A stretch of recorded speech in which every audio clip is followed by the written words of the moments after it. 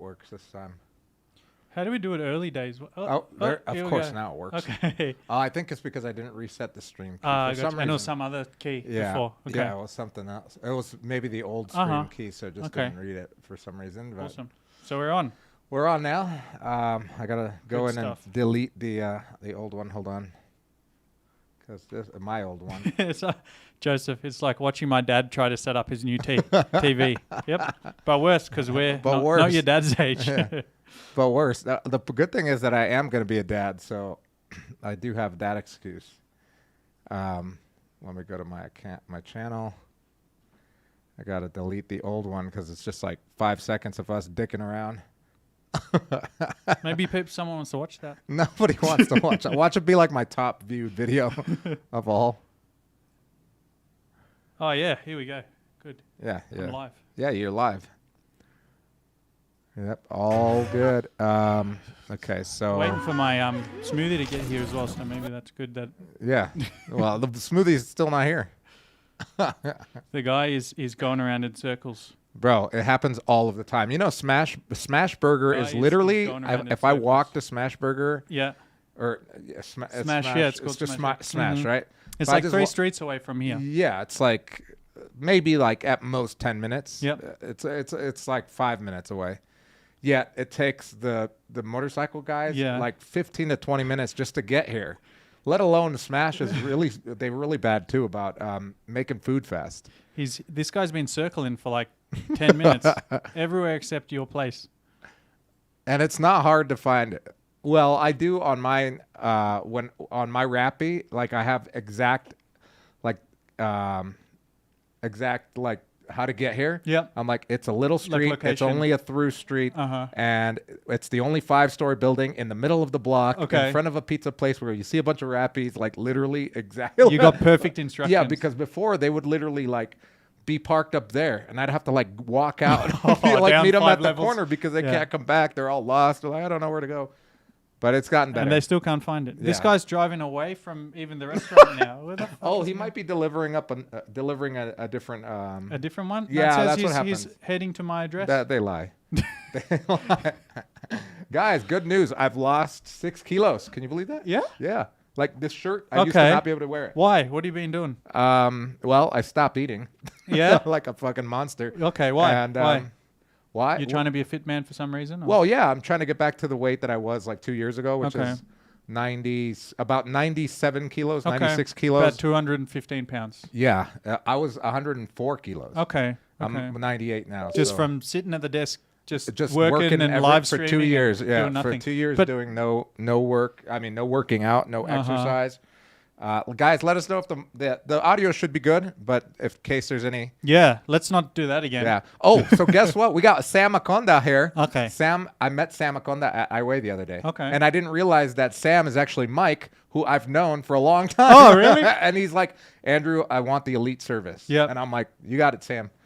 If you no discount because you're a friend, but we're gonna do great work. Who's Mike? Have I met him? I don't know. You've never met him. He's a Korean American guy. Okay. He spends his time half there, half here. Nice. Now he's trying to make the move here full time. So okay, cool. Sam Akonda, you are the man. Nice. Why does he call himself Sam? I don't know. Mike and Sam are pretty much very much worlds apart. I don't know. It's like me calling myself Andy. It doesn't make no sense. Why not?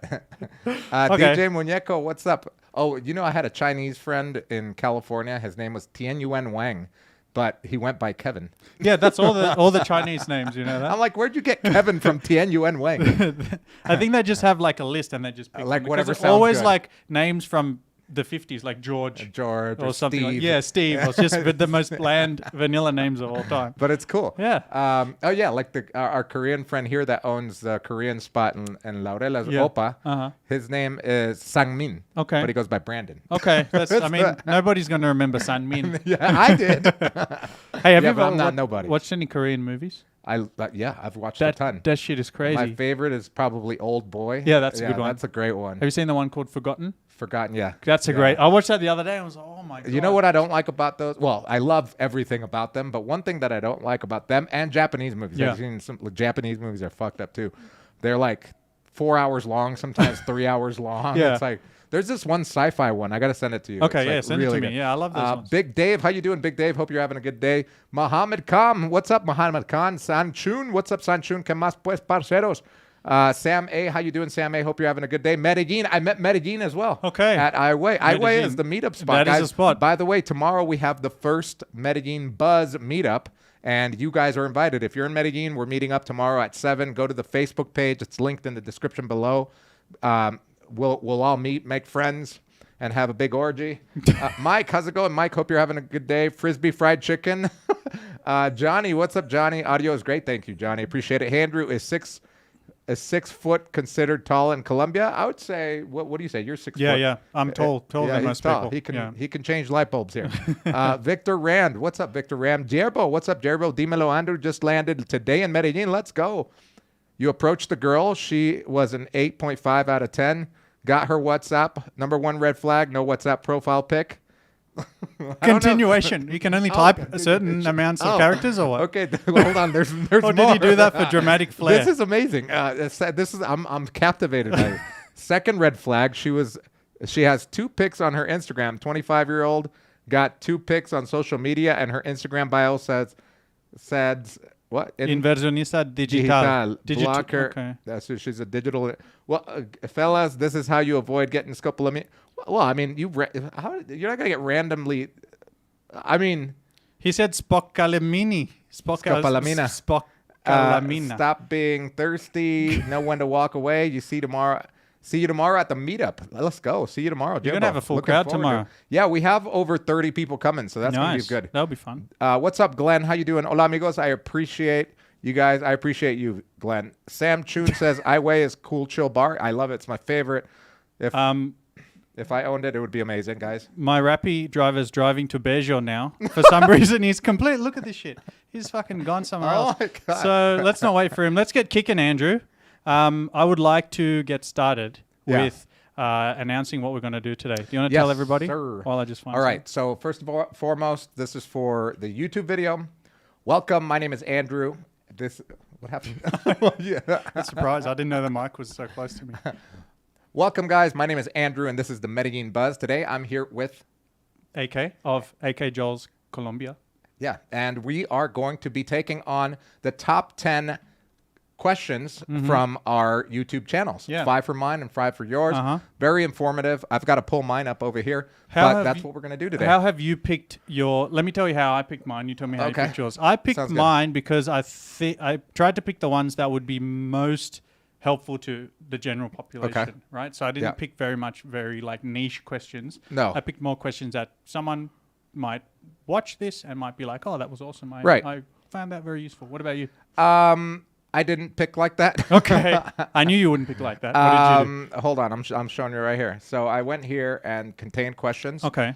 So here, like I've got all the questions here. Okay. And I've highlighted, well, I haven't highlighted, but I know the ones that I've gone through. Okay. That people ask me the most. Okay. It's like the frequent questions that people ask all the time. I know that if I answer those, somebody else will probably have that same question. Sure. So I will be answering those as I go along. It might be more than 5, to be honest. I mean, I have so many on here that are really good questions. Okay. About living in Medellin and making the move to Medellin. That's basically the premise of this channel and your channel as well. So that's where we want to keep it. We want to keep it on topic. Okay. So let's say that today is going to be some great info because you've picked the most asked questions and I've picked the most useful questions. Okay. So between us, 10 questions. Hopefully there'll be at least one that's useful to you. But let's get kicking. That's the topic, guys. We're going to get into that in a second. And if you guys got questions, we'll go through your questions your from the chat live. is blowing up like crazy, man. If we go back, if you're watching this on the replay, make sure to hit the like button. If you haven't subscribed, make sure to subscribe to either one of our channels. We both have great channels, and also we go live very frequently. With AK, we go live every Friday, every last Friday of the month. I go Friday I go live every Wednesday and every Saturday of the week. And most of you guys know that, but if you're watching this on the replay, make sure to subscribe and hit the bell. All right. Before we get into it, Andrew, what have you been up to this last week? Yeah, tell me something new. I just got back this afternoon from Guatapé. I went there for my girlfriend's birthday. I love Guatapé. We rented an Airbnb beautiful view of the whole. We could actually see the rock Guatapé from Really? from our From your balcony. place? It had a jacuzzi. It was had an a Airbnb? fireplace, Airbnb. Wow. Beautifully decorated. How much? We could- So how much did you spend on that? That was 177 US A night? for 2 nights. For 2 nights? Yeah. 177 for 2 Amazing nights? place. That's actually pretty darn good because I've seen some for like 120 a night, Yeah. 150 a night that have that same type of view on the riverfront or Yeah. whatever, on the lakefront or whatever. Yeah. That's pretty amazing. No, but this was really perfect for exactly what I wanted, like a special place to go away for like celebrating something. So really, really cool. That was it was her birthday, right? It was her birthday. Yeah, happy birthday yesterday. to you, Yeah, Kato. That sounds like fun. yeah, man. Yeah. And I'm in the city just today and tomorrow, and then I leave on Friday again up to Rio Negro for Right. a tennis camp. So pretty busy week, man. What about you? Tennis camp. Yeah. What, do you like sleep there and stuff with Yeah, other we kids? slept there. Yeah, no, not with, with other children. It's just me and a couple mates. We're going up there. We've hired my coach. He's coming up with us. He's staying like 6 hours Friday, 6 hours Saturday, and he charges us $100, $50 each. Yeah. For basically 12 hours of training, which is pretty cool. Oh, that's great. Yeah. That sounds like fun. And you?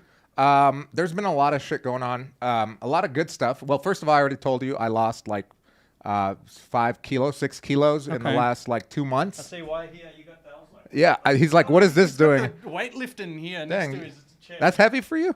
I got a broken hand and that's not heavy. No, I'm just kidding. It is heavy.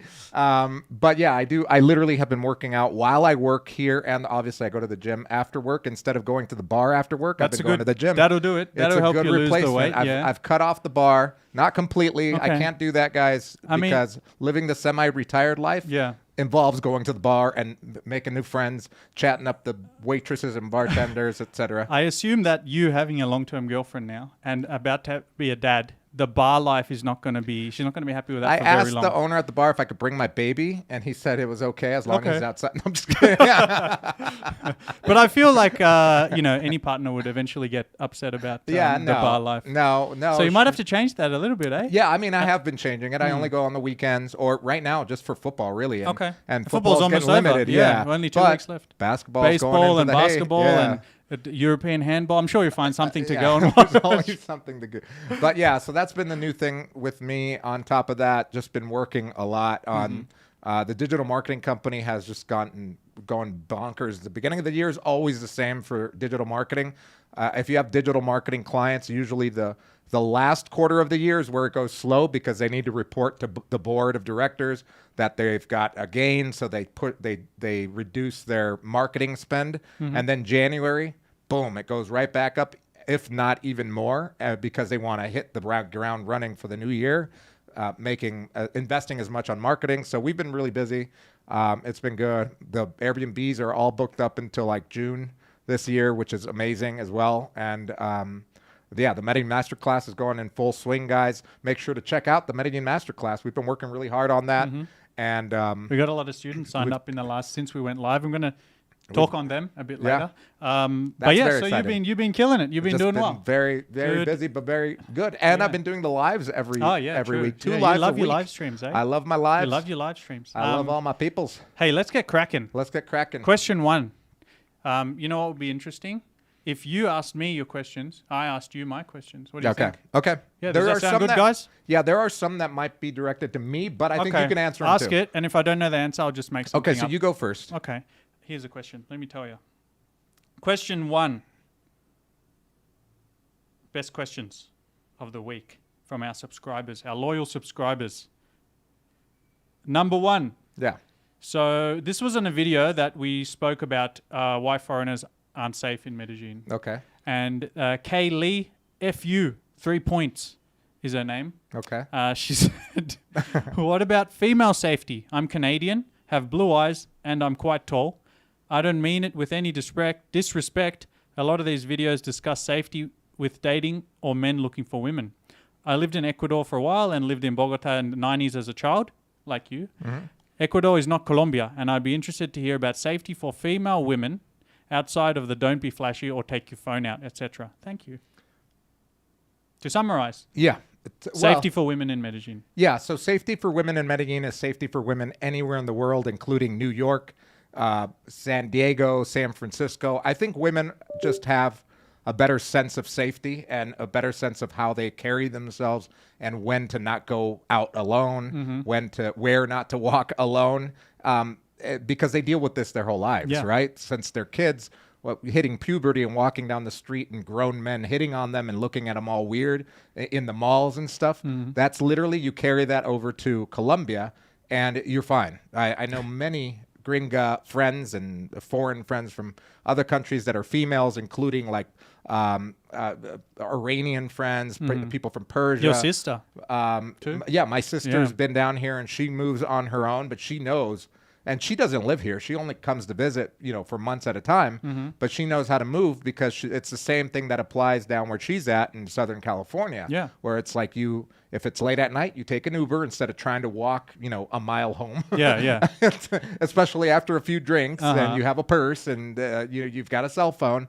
And for in our countries, I should say, in like places like the United States and stuff, it's not so much that you might get robbed, but you might get taken advantage of as a woman, physically assaulted, or even harassed or something like that, just verbally, etc. So here you're avoiding a robbery by doing those things that you would do in your own home country to avoid being harassed, verbally assaulted, or physically assaulted. Isn't it interesting though? That's like safety for men. It's like you need to take a course, you need to get a PhD, you need to learn everything differently. But women, it's just like, guys, whatever you're doing in your own country, just do the same here, you'll be fine. I think it's because guys think with their penis a lot, and women don't have a penis. No, yes, I'd hope not. I've heard. Okay.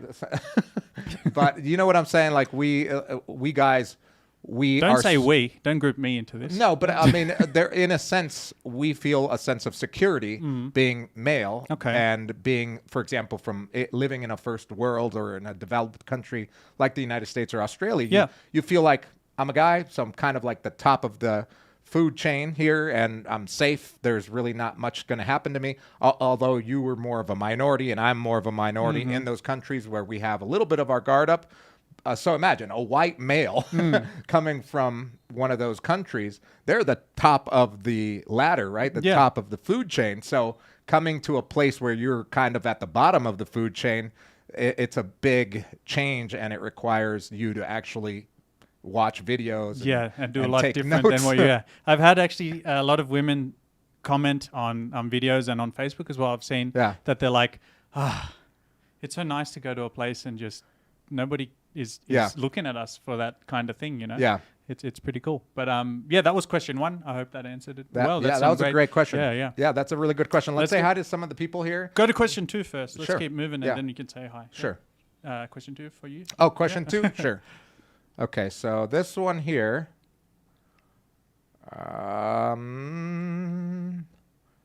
This one would be good for you. Okay, so Christopher, let me open this up. There we go.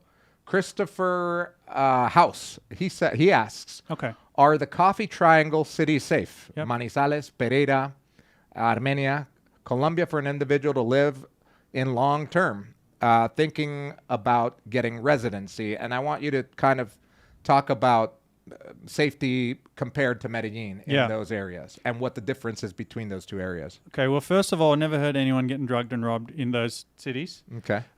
There's not that many foreigners in those cities, so that the foreigner targeted crime isn't as prevalent as it is in Medellin.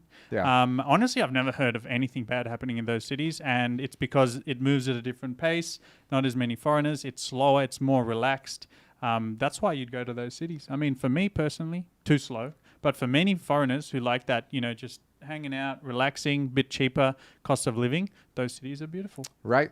What do you think? Perfect. Yeah, I think that's a great response to that. The Coffee Triangle is definitely smaller, so it's obviously going to have less crime and less tourism, like foreign tourism. Like they're not getting 1.6 million foreigners a year, so there's not a lot of people trying to take advantage of that, although it could be a little bit of like a tourist trap, but you're not going to be robbed or scoped there by a girl on Tinder because they just don't get the amounts, right? No. Yeah, it's probably not worth it to set up a organized crime ring to target the 3 foreigners that go there. Exactly. But let's that was question 2. Just one thing that I wanted to say before you get to those things, Andrew, is actually, yes, the next thing is answering the questions. Go ahead. Yeah. So You have a lot over here. RWT says great content, guys. Thanks. No problem. Victor Rand says Medellin is getting more U.S. press now. Not a good sign. That is a good sign. Any type of press is good press. I don't know if you've ever heard that in marketing, but I guarantee you people that never even heard of Medellin are now looking into Medellin and saying that, oh, crap, 8 U.S. guys died because they were on Tinder. And then they look into the investigate and they're like, wait a minute, that doesn't describe me, but this place looks amazing. I'm going to check it out. Exactly. So any kind of press is good press. Obviously, we don't want that press for Medellin, but hopefully that's in the past now. It was last year. We are in day number 24 in 2024. Yeah, Kobe Day. It's Kobe Day. 24-24. 24-24. Israel De Vega says working on a call center would be a good way to meet up English-speaking girls. Wait, what? Working on a call center He would said, be a good way. let me translate, because it's English, but you're reading it in some other language. Would working in a call center in Colombia... Where's the wood? I'm translating it. Oh. Would working in a call center be a good way to meet English-speaking women? I would say so, yes. I worked at an English-speaking call center. Well, that depends if it's an English-speaking call center or not. Oh, in a call... Yeah, I'm assuming you're saying an English-speaking call center to meet English-speaking women. Yeah. Like, not in like what they're answering Tigo in Spanish and you expect them to speak English. So I'm assuming that you're saying that if you were working in an English-speaking call center in Colombia, would it be a good way to meet women that speak English? Yes. Absolutely, because it's only going to be people working there that speak English. You're going to meet a lot of friends. Let's take another question. Sebastian says, any tips for getting the digital nomad visa? Oh, I good got question. denied many times, and it annoys me. I'd be annoyed too. How do you get Yeah, denied? how do you get denied is the first question. Can you give some more context on why you got denied? Yeah. Then maybe we can give you some tips. And then we got Joe says, what's the best way to approach dating from both we got a lot of dating questions today. Says, what's the best way to approach dating from both a casual and a long-term perspective for someone who speaks Spanish and can work remote? Oh, I've got the great answer for that. Go ahead. Work on yourself, become an interesting person, offer something, and understand the dating culture here because it's very different than in the United States. You know, whenever we give dating advice, I bet people hate us. Yeah, because we don't give easy, like, go and say this line and all the girls will fuck you walk immediately. up Calle Diaz and flash $100 US bill. We give answers which are too difficult for most people to comprehend. Imagine you've got to read books, listen to podcasts, learn an instrument. No one wants to do that, bro. Have an interesting job. Pursue your passions. Be a giving person. We would be horrible pickup loving. coaches. People are like, damn you guys. I'm going over to the other channel where they talk about prostitutes. Our man Glenn has a what's nice up, Glenn? question here. What does Glenn He say? says, AK, you have lived in Laureles and Belén. I'm in Laureles now and need a cheaper place for long term. I'm thinking either La Buena Mesa in Envigado or stay in Laureles. Yeah, I went to Sabaneta the other day, Glenn. You might want to check out Sabaneta. It's actually a little bit further down from Envigado, cheaper. A mate of mine is living there. That's why I went to visit him. He's staying in a really nice apartment, 1 bedroom, beautiful balcony and all that, $550 US a month. Yeah, that's amazing. So, Glenn, if you're listening, make sure to check out Envigado and go even a little farther south. You could go on the metro. It drops you off right in Sabaneta, and you can check out Sabaneta, maybe online first. Check out for the apartment prices out there, but it's way cheaper than in Laureles and some other of the neighborhoods in Medellin. Yeah. Sam Chun says, I have heard them mention. Wait, someone asked before. Rex Rhodes says, I have always wanted to visit Medellin, and each of you have given me a huge push to make it happen. I just got 2 X2 Spanish tutors, okay, and may purchase an apartment within a year. Thank you both. Oh, it's not a question. No problem. And then Sam Chun said, enroll in the masterclass. Enroll in the masterclass. That'll definitely push you to move because you would have spent money and then that's extra motivation. You don't want that sunk cost. You got to come then. Yeah, I always find that when I put my money into something, whether it's like the gym or anything else, like a course, I take it a little bit more seriously than just me trying to wing it. Absolutely. That is a great segue, actually. I wanted to thank some people. Okay, thank them. So it's, the Oscar season is coming up and people win awards and thank people. Right. I'd like to thank our most recent masterclass students. Oh, let's go. Since last time we were live, which is about a month ago, we have 6 people. So, 6 people joined. The first is Brett. Oh, Brett. Brett Welcome is aboard, from Brett. Atlanta. He is moving down this year with his wife. We have Geordie. Geordie is a guy who, very much like me, was working in the 9 to 5 grind, Yeah. and he is now quitting, and he's moving to Medellin to create a new life. That's pretty cool. Right. He's about 32, 33. Yeah, about my age. Nice. We have Malvin. Oh, Melvin. Melvin Yeah. from the coldest place in the world. Wait, not coldest Canada, One but of them. Buffalo, New York. Buffalo, New York. He owns a snow plowing business, and he is going to be living here part time. Nice. Yeah, and he's going to be a chef. He wants to open Well, a he restaurant. has to be here part-time Yeah. because it only snows there like 3 months out of the year. That's true. And he wants to open a restaurant here. That's going to be Oh, pretty. We're going to wow. help him open a restaurant. Yeah, That's going to be that's gonna be interesting. fun. We have Tully. Can you tell us about Tully? Because you took the call with Tully. Tully, no, I can't. Tully from England or Australia. yes, She's coming Tully. with her daughter. Tully, yes. She Aussie or English? No, she's English, and Okay. she's been living in Southeast Asia, Okay. Kuala Lumpur, for 10 plus years now Yep. with her 17-year-old daughter. So she's a real expat. Oh, wow. She's been living out there. She has never been to Medellin. Okay. She's watched our videos amongst other investigation and stuff that she's done on her own. And she decided, this is where I want to go, and this is where my daughter wants to go with me. So she signed up for the masterclass, and they're making the move this year, hopefully. Beautiful. It's going to be awesome. Next one is Michael Sands. You have Michael Michael. Sands. I Michael remember might Michael. actually Michael be might on be here. watching, yeah. Michael might be watching. What does Michael do? I forget what Michael does. Okay, he does something cool. He does something cool. But we've been talking to him, and we have LaShawn as well. And LaShawn LaShawn. is currently doing he said he had some exams or something, so maybe he's doing some further study. And once he's done with his exams, he's going to finish our course Right. and move over here. So thank you guys, appreciate it. Let's get to the next question. Question 3, Okay, the next question and is that's my from- question for you. Oh, for me, right? Yeah. Okay, then I'll go. My question for you is.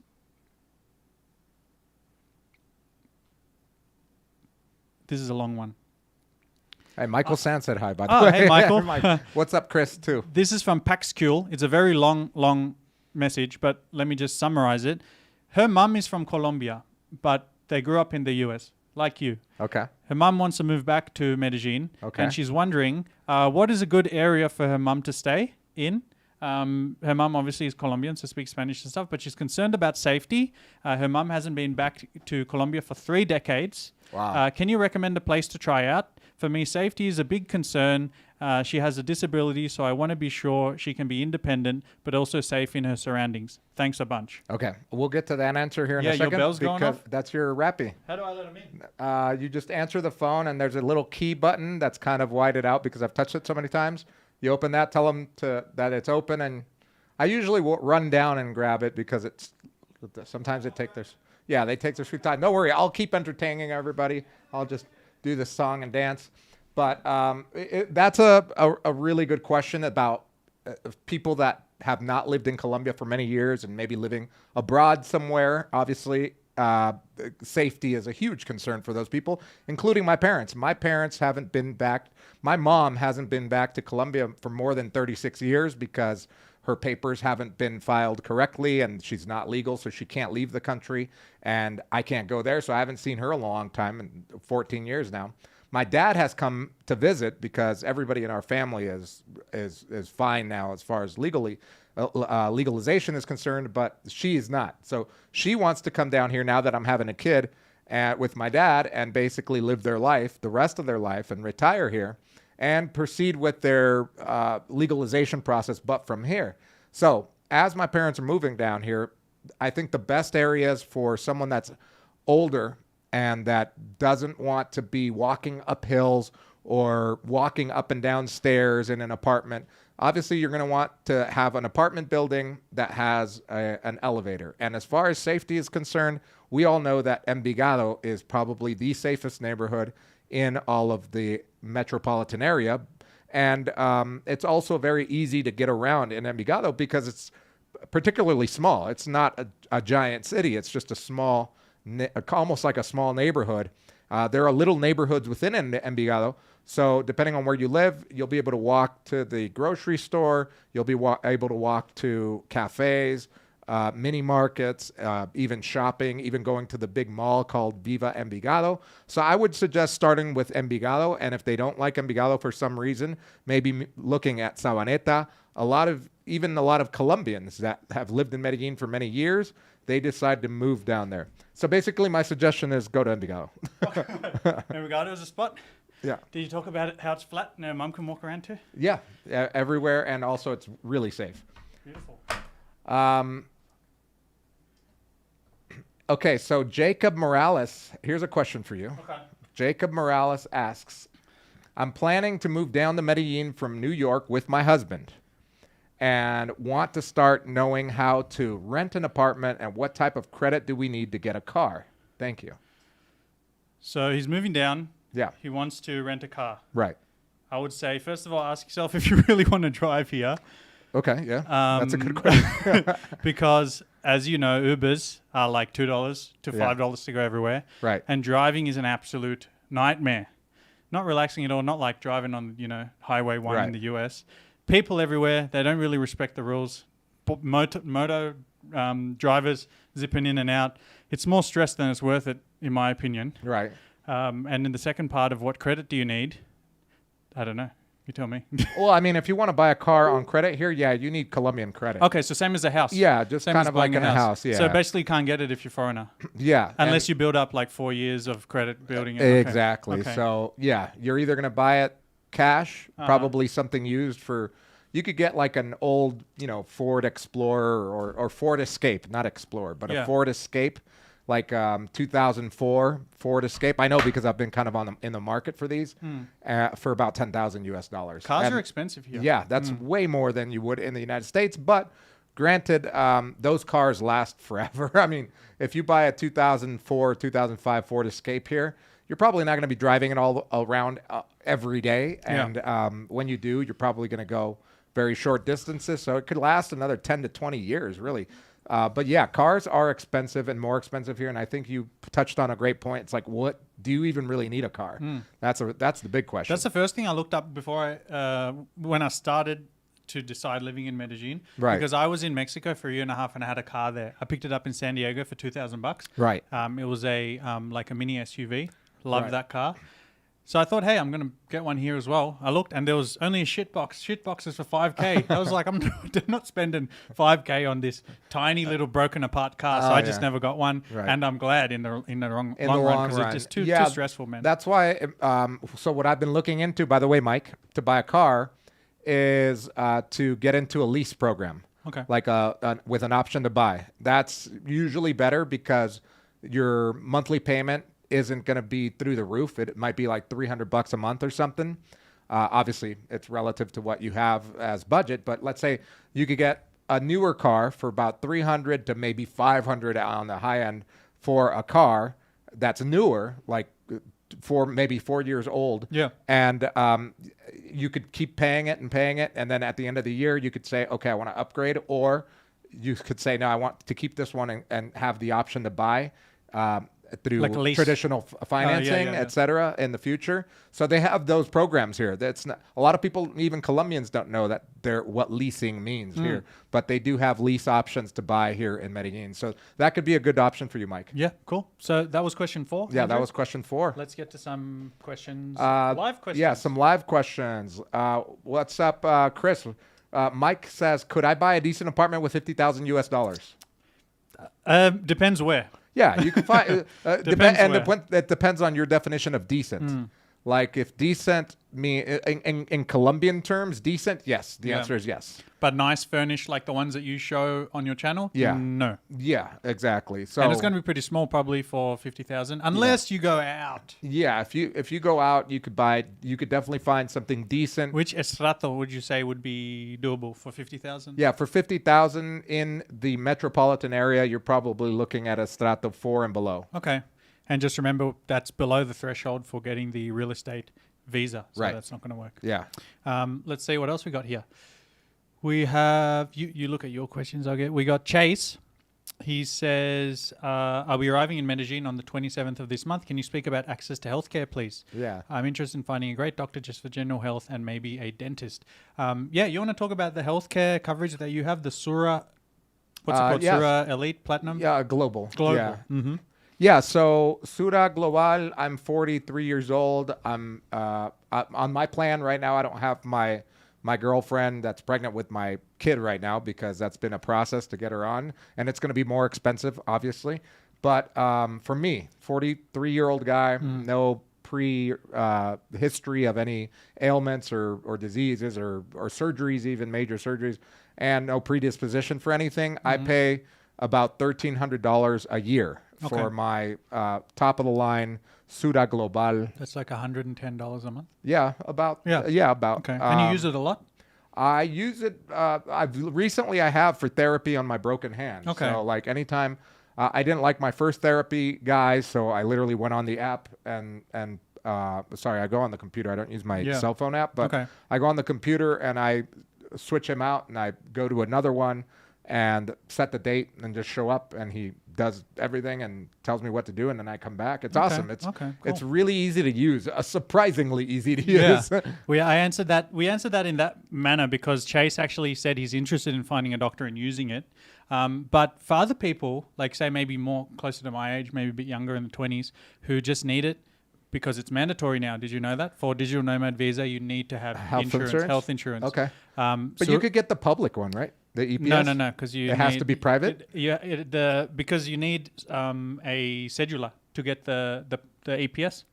So it has to be private? It has to be, yeah. That's good. Yeah, so you have to get a insurance, right, for the whole period of your digital nomad visa, whether it be 1 year or 2 years. Oh, I see. Sura is a bit expensive for that. Yeah. If you don't want to use it. If you want to use it, Sura is great because my girlfriend has it as well. And when she goes for appointments, only like $5 each time you pay or something. Yeah, very, very low. Very little. But there's actually another option, and that is Safety Wing. Oh, okay. It's really, really cheap. If you guys want more information on that, just leave a comment on my channel about just say Safety Wing, and I'll give you some info about that as well. But that's probably the best one that I've seen. I'm going to make a video about it on my channel. That's the best one that I've seen for people who just wanted insurance to satisfy the digital nomad visa requirements. Okay. Yeah. So hopefully that answered your question, Chase. There, he said that sounds very reasonable. Yeah. Is it common for people to pay cash and not use the insurance? Yes, it's very common. I went like a whole year without. I do that too. Yeah. Like I paid for the insurance and I went a whole year without ever going to the doctor or anything. Yeah. Barring one dental visit for a regular checkup. I went for an eye exam the other day and it was $50. Are you blind or what? Are you going blind? Is that like, do people wear glasses in your family like your parents? My mum has glaucoma. So I got to go and get it tested every 6 months. Yeah. Really? Yep. Every 6 months? They said 6 months. Holy cow. Yeah. To make sure it's, I don't know, not changing. Okay. Wow. But yeah, $50 to go and get the full exam took like an hour. That's pretty good. Okay, cool. Sam Goody. You're laughing means it's a stupid question. Sam Goody says, I'm an aspiring juggler. Sorry, I'm not laughing if you're a juggler. I'm an aspiring juggler. I heard that there is good money to be made in Medellin performing in front of traffic. I also ride a unicycle, if that helps. Would you recommend? That's got to be a troll. That's got to be a troll. That Sam Goody is renting my apartment downstairs. Oh, okay. He's like a really good friend of mine from England. Oh, okay, so that's like their English humor. He's just taking the piss. No, because this today all day there's been a juggler on a unicycle. Oh, okay. But no, not on a unicycle. A juggler on a tightrope. Juggling on the tightrope. This is the most talented man I've ever seen in my life. Okay. Literally, like holding something with a spinning ball while juggling and on a tightrope across the whole road. This man's got a talented guy. Like I even gave him coins. I never, for a long time I haven't given anybody on the street, but that man was really working. I was like, man, I'm gonna give him a few coins. I was really impressed. Hey, you want to look up question 5? Sure. Where it gets question 5, but guys, I just want to tell you in the meantime, we've actually developed an ebook, our first ever ebook. Does that make us authors now or e-authors? We are e-authors. I think we're authors. Okay, we're authors now. It's called the No BS Guide to Moving to Medellin. Yeah. Do you know why I called it that? Why? Because most of the information that you get on YouTube channels and Facebook is BS. People just talking out their ass, making up bullshit. So we've made a ebook, a guide to moving to Medellin, which covers many things from entry requirements to renting to health insurance, and everything is really good info. So it's basically like the masterclass, but in ebook format. Yeah, mini masterclass. Wow, that's awesome. So it's really helpful for anyone who wants to. How much is it?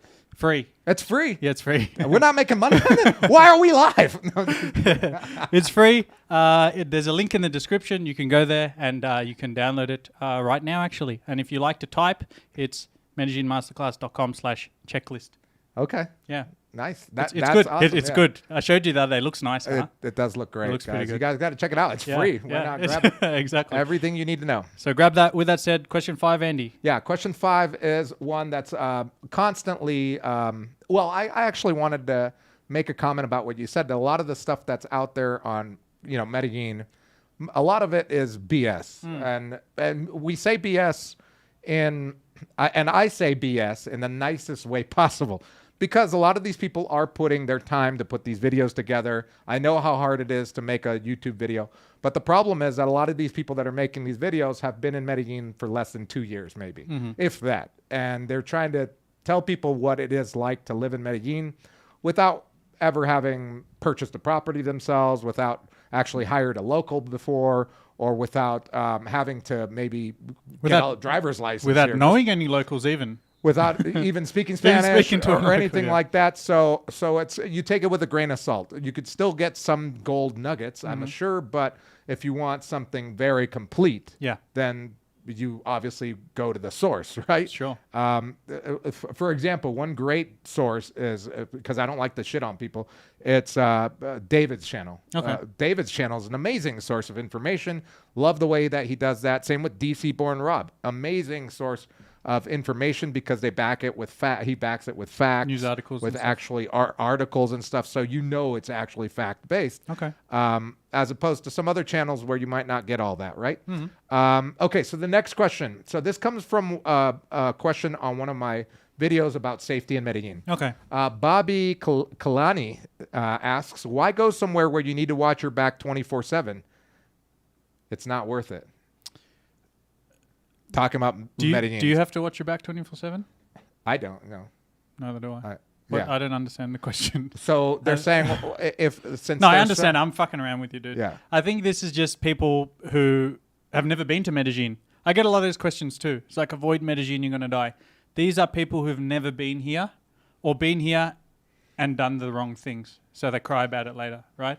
But many people, they just watch the videos and, all the videos, 90% of the videos are just drugged, murdered, killed, stabbed, robbed. They watch that, or they might read the articles. They see the headlines of CNN, BBC, of like, one of the things said, an article the other day said, Americans looking for love are being murdered in Medellin. Bullshit, looking for love. Looking for love, my ass, mate.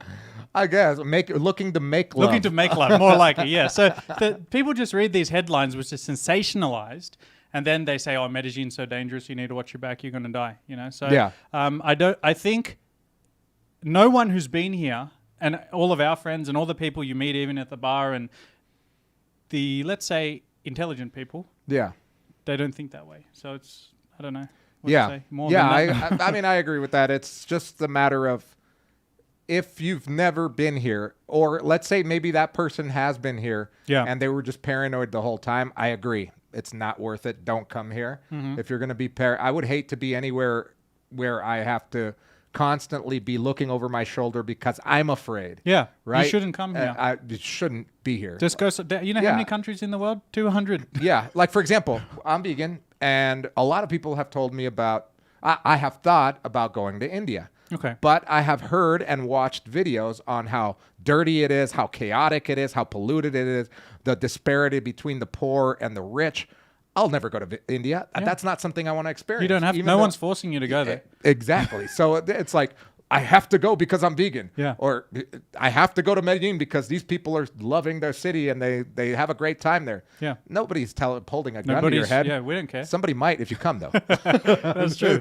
So it's like, I think it's pre-framing as well. Like, if you come to Medellin with a good, I guess, mental state, and you think, hey, I'm going to go and it's going to be a nice experience, you're going to have a nice experience. But if you think, oh my God, who's stabbing me? Who's robbing me now? Yeah. Who's taking advantage of me? You're going to attract that kind of energy. Yeah, you are going to attract that kind of energy. So, yeah. Jacob Morales says, can you tell us if you can rent an apartment long-term when we move out there? Yes. Yeah, the short answer is yes. If it's going to be a long-term rental furnished, you're going to have to go through platforms like Airbnb. And if you don't want to pay Airbnb prices, then you're going to have to do your own research, like Googling apartamentos amoblados in Medellin, and look at all the locals that are local companies that cater to foreigners with just a passport, where you might have to pay a little bit of a premium, either Yeah. that or like some sort of advanced payment. It's going to be more than what the local prices are for an unfurnished apartment. Just Yeah. know that. But it'll be a little less than the furnished ones on Airbnb, right? There's a very interesting comment here that I wanted to touch on. Okay. Thinline Media said David has gone mainstream now, making videos about dangerous hoods or Colombian girl type videos. Oh, he has? I don't Yeah, know. yeah. I've seen that lately because he was having a huge dip. No one was watching his videos. He was like 35,000 subscribers and like 1,000 views But that makes sense. Yeah. because he was making videos of like, I don't know, Laura less walking or Yeah. like what to do or things like that, Right. which we know that the Medellin market is dominated by danger in women. Yeah, yeah. So he's probably seen that and said, hey, I man. mean, that's kind of like, it's not only Medellin. I think it's worldwide. If you look at channels like Kurt Kaz, who goes around the world going to hoods and picking up girls. Yeah, but he goes to those type of countries. Yeah, You- everywhere everywhere. Like Yep. he could go. I bet you he could make a video about going to Los Angeles and going to dangerous hoods and picking up girls there. Okay. and it'll get hundreds of I thousands. guess it's millions just of like views. the shock factor. It's the niche. It's Yeah, the shock it's what factor. do you call it? Dark tourism. Okay, dark tourism. But it makes sense, and there's no shade on that. I don't No, think no. because YouTube is a business. Yeah, and yeah. if you treat it as a hobby, you're not going to make any money. That's what I mean, If you treat yeah. it as a business, and if the best business decision is Yeah. to make these type of videos, because maybe your core audience is not going to like it, but you're going to gain 1 million subscribers. Fuck you. That's what I was going to touch on. David doesn't have a product to sell like us, So it has to be views. so it has to be It views. has to be so views. he's going for the views, whereas we are going for a different type of thing, Yeah, which is like helping people to the niche. come to this city and building their life. Yeah, to So- take the masterclass. Yeah, like, yeah. That's So, the but thing. that's why. I mean, I guess he saw that it wasn't worth his time, so it's time to shift niche. Which good on him. Like the definition of insanity is doing the same shit and expecting different results. Right? So- Yeah, that's so much love and much luck to Yeah. him. Hopefully he blows up and gets 1 million subscribers. Mike, what's up, Mike? How's it going? Lens, how you doing, Lens? Hope you're having a great day. Julian Hurtado, how's it going? Yeah. So, by the way, if you guys want to move to Medellin, hopefully in the next 12 months, we have a product called the Medellin Masterclass. You might have heard of it. Basically, this is a course, okay? You take the course at your own time. It teaches you everything you need to know to move to Medellin, whether that be how to form connections here, how to rent an apartment long-term and pay good prices, not get gringo priced, what visa suits you, how to buy an apartment, Yeah. how to start a business, basically everything, right? Me and Andy put this together. And what you can do is you do the course, and then the best part of it is once you've finished, you'll take an interview with us. Yep. You'll ask us all your questions. It's a consult. And then we'll see, hey, do we like you? Is this guy going to be, good input to the rest of our people? We have about 21, 22 people in our community now. Yeah. And if we like you, you'll also be invited to join our community where we do events every single month. We do one Zoom call for some people are, traveling in the States, whatever. So we do a Zoom call. Everybody chats, gets to know each other. We do meetups in the city and like business ones, masterminds. And we also do fun stuff like going to a soccer match, going to a dinner, hanging Yeah. out, whatever it may be. So if you're interested, check the link in the description. You can book a call with us, and we can talk you through what you'll actually get if Yeah. if it's worth it. Because some people actually turned away. We said, Yeah. we don't want your money. This is not going to be valuable for you. So, yeah, do something else. Yeah. We only want positive testimonials, positive experiences through this.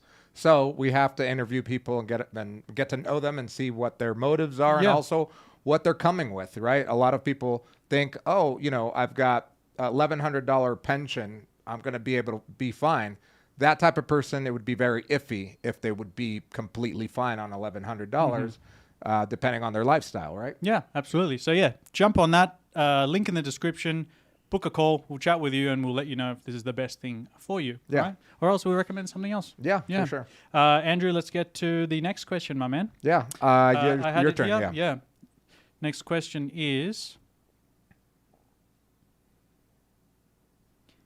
This is a good one, actually, about driving. People want to know about renting a car, right? Okay. What do you need to rent a car? Can you just use your US driver's license? Or you need an international driver's license? You need a Colombian driver's license? As far as I know it, you could do it just with a U.S. driver's license for a limited amount of time and a passport. That's as far as I know. Okay. Do you know anything else? No, other than I that? thought the same thing. Yeah. Yeah. It's just most countries that I've been to, I think Yeah. Colombia included, you just use your driver's license unless you become like a long-term citizen, and Right. then you need to get an Colombia's actual license or drive. international. Yeah, driver's because we license. rented a car one time, and my friend rented it. He's Canadian. He had a Canadian driver's license, and we rented it for the whole weekend, and nothing ever happened. They rented it to us. We paid, or he paid, and then we paid our portion to him. Okay. And then we went all the way to we went to Manizales, and then came back. Okay, and so it was it's pretty easy to rent fine. a car here. All right, Yeah. I'm going to hit you up with another question because that was a short one. Sure. This guy actually asked. It was Roman Sotelo. He said he's going to Medellin in 5 days. What karaoke bars do you recommend to go to? Let me just up that question to say, answer the karaoke bars as well. But would you tell us, for someone who, like you, like to go out, socialize, hit the bars, what's the 3 best places that they can go? Well, first, karaoke bars. The best karaoke bar that I'm aware of is the one inside of Premium Plaza on the 3rd floor next to the cinema, next to the movie theater. I forget the name of it, but they do karaoke, and I think the big karaoke night for them is like a Wednesday night after it's basically goes from like 10 o'clock at night until like 2 in the morning, and you're in you're in the mall. Okay. Everything else is closed, and there's only one escalator that comes up and down all the way down to the basement. But that's the best karaoke bar. Granted that it's karaoke in Spanish. It's all locals, and they're only doing... You could put any karaoke song you want, but everybody there is singing along and drinking and having fun to the songs that they're picking, which is all Spanish songs. So when I've gone there, I've sang maybe 1 or 2 songs there, and it's like... You know how to sing in Spanish? No, they've been in English. Okay. But people don't get into it as much as the ones in Spanish. I have a couple friends that are really good at karaoke, and that's why I go with them, and it's super fun. It's really fun. So that's a good cultural experience, I guess, because you go there and it's just be Colombians, and you can meet probably some cool people there, right? Yeah, and then the other one is the karaoke night that Wandering Paisa Hostel does. That one's in Laureles off La 70. What night is that? Yeah, that's usually on Friday or Saturday nights. I don't know if they switched it, but... It's one of those, but you could check it out. Just look for Wandering Paisa Hostel on Facebook or on Instagram. What else we got? But that's it. That's the only 2 karaoke and bars best that bar. I really know. Don't say Highway. The best bar for what, though? The best bar for, let's call it good ambience, having a few drinks with some friends. Not watching sports. Not watching sports. I mean, literally any bar could be that for you in the Provenza area. Okay. Like as you walk up and down Provenza, everything is open. Obviously, I mean, it's all pedestrian. It's a pedestrian street. So all of the restaurants and bars have seating outside. One of my favorite things to do, even on a date, is to go to El Social, which is one of the corner bars in Provenza, grabbing a table there, having either a couple beers or a cocktail. You could even, if you like the traditional picadas, you could get the picada there. And what's a picada? Picada a plate, is like sharing plate? Yeah, it's a sharing plate with different type of meats and potatoes on it. Okay. But it's a really great place for people watching because Provenza is always full, even on a Monday or Tuesday. Yeah. So you could sit out there, have a drink, talk, and do people watching. Okay, cool. Your turn. Hit me up. Yeah. Okay, so this is from Songgi. I don't know how to say that name. He looks like Sung-hun. He looks Korean. Sung-hun. Korean. Sung-hun. Don't do that, dude. Why? We're gonna get cancelled for you. What are you talking about? I say that to all my Korean friends, and they're like, "That sounds really good." Oh, okay. 안녕하세요, Oma, Oppa. You sound like my old uncle. Where are these $200,000 penthouses in El Poblado found? My wife and I are looking to invest, but the prices online are way higher than $200,000 in El Poblado. Genuinely interested to know. Ooh, yeah, I think that's low. That's a low budget. $200,000. We just did some researching for our masterclass student, and we closed the deal with him, for him. A penthouse. For him, and he paid like 400. Yeah. So, double. And we looked, he started at 300. We looked, nothing. Yeah. Well, nothing that he liked. Nothing that he we liked. did find. So you can find $200,000 apartments. They're not going to be the penthouse floor. You can find $300,000 apartment top floors with nice terrace and stuff, but if you're looking for something more modern, something newer, you're upwards to $400,000. You can find apartments for 100. Your apartments that you buy are about 100 to 150, but they're not penthouses. But Sung Hee-hun, he said penthouse. So 200,000. That's a low budget for a newer building. Maybe in not. El Poblado. Yeah, a penthouse in El Poblado is probably you're not gonna find very many for. You might have to lift it to maybe 350 or 300, maybe bottom level. Or just downgrade to like a 40-year-old building that's 6 stories high, and the penthouse is just the top floor And there's no elevator. with no elevator. Literally, you can't find that. I can find that tomorrow. I know there's one right here, down the street. I'm not buying a penthouse which has no elevator though. That has no rough, elevator. Man. That refutes or I guess defeats the purpose of having a penthouse. It's like, hey guys, come! I got the most pimped out penthouse. Yo, come over to my place. By the way, you got to walk walk 20 levels to get there. Your grandma's on the wheelchair. She can't come up. Sorry. Yeah, I don't we think gotta lift her. But really good question. Great question. Yeah, actually. great question. That's a good one. Let's take some. Let's say online hi questions. to some more people. Yeah. Mike asks, could I live comfortably off $3,000 a month over there? Yes, very comfortably. Very you can probably comfortably. save money as well, but depending on your lifestyle, I spend 1,500. You spend 2,250. exactly. So that's pretty good. Yeah, so he's got double my budget. Yeah, he can he's- live twice as good as me. Yeah, he actually. lives in a shoebox that's on the corner under the bridge. And smoking crack every day. The And- crack and is he the biggest sells crack budget. because that's part of his budget. I'm just Rent is free. Crack is 1,500 a month.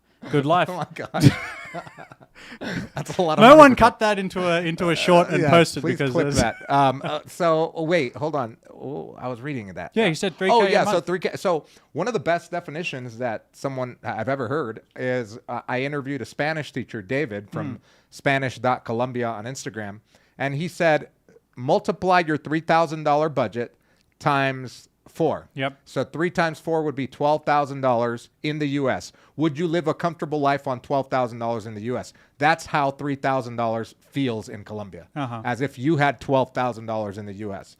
That was a really good analogy. So pretty I was good. like, So holy that's a crap. pretty good life unless you live in San Francisco. Then you're Right, probably yeah. under the bridge smoking crack. True. $12,000 in San Francisco. I heard that like the average house in San Francisco in the city is $1 million. But I like to say to anyone that asks me, the baseline is about 1,500. 1,500, you're living a great expat standard life. Okay, Yeah. because Expat standard. expat standard is very different to like a Colombian life because they could live. Because if you ask Colombians this question, they might get mad and say 1,500. That's 5 times minimum wage. We can live like kings on that. Yeah, we could feed our whole family. Yeah, for yeah. months. So it's a very different lifestyle, but let's just say 1,500. And Mike, Yeah. for 3K, you're killing it, brother. Yeah, you're Very, good with very the 3K. nice budget. We Yeah. have some questions here. Sure. Priya says, and she has a star because she's a member of my channel. So thank you very much. Priya. Do people assume you are tourists and start talking to you in English? Not you. You look like a Colombian. Right, yeah. Yeah. So Yeah. people mostly speak to you in English or in Spanish? In the street, someone sees People you. always speak to me in Spanish. Yeah. Okay, it's Spanish. Yeah. Yeah, because I look Colombian. Okay. Yeah. For me, yeah, no, actually, people speak to me in Spanish because people don't speak English here. Yeah. They don't have an option. But yeah, when people do speak English, most of the time they try and speak English to me.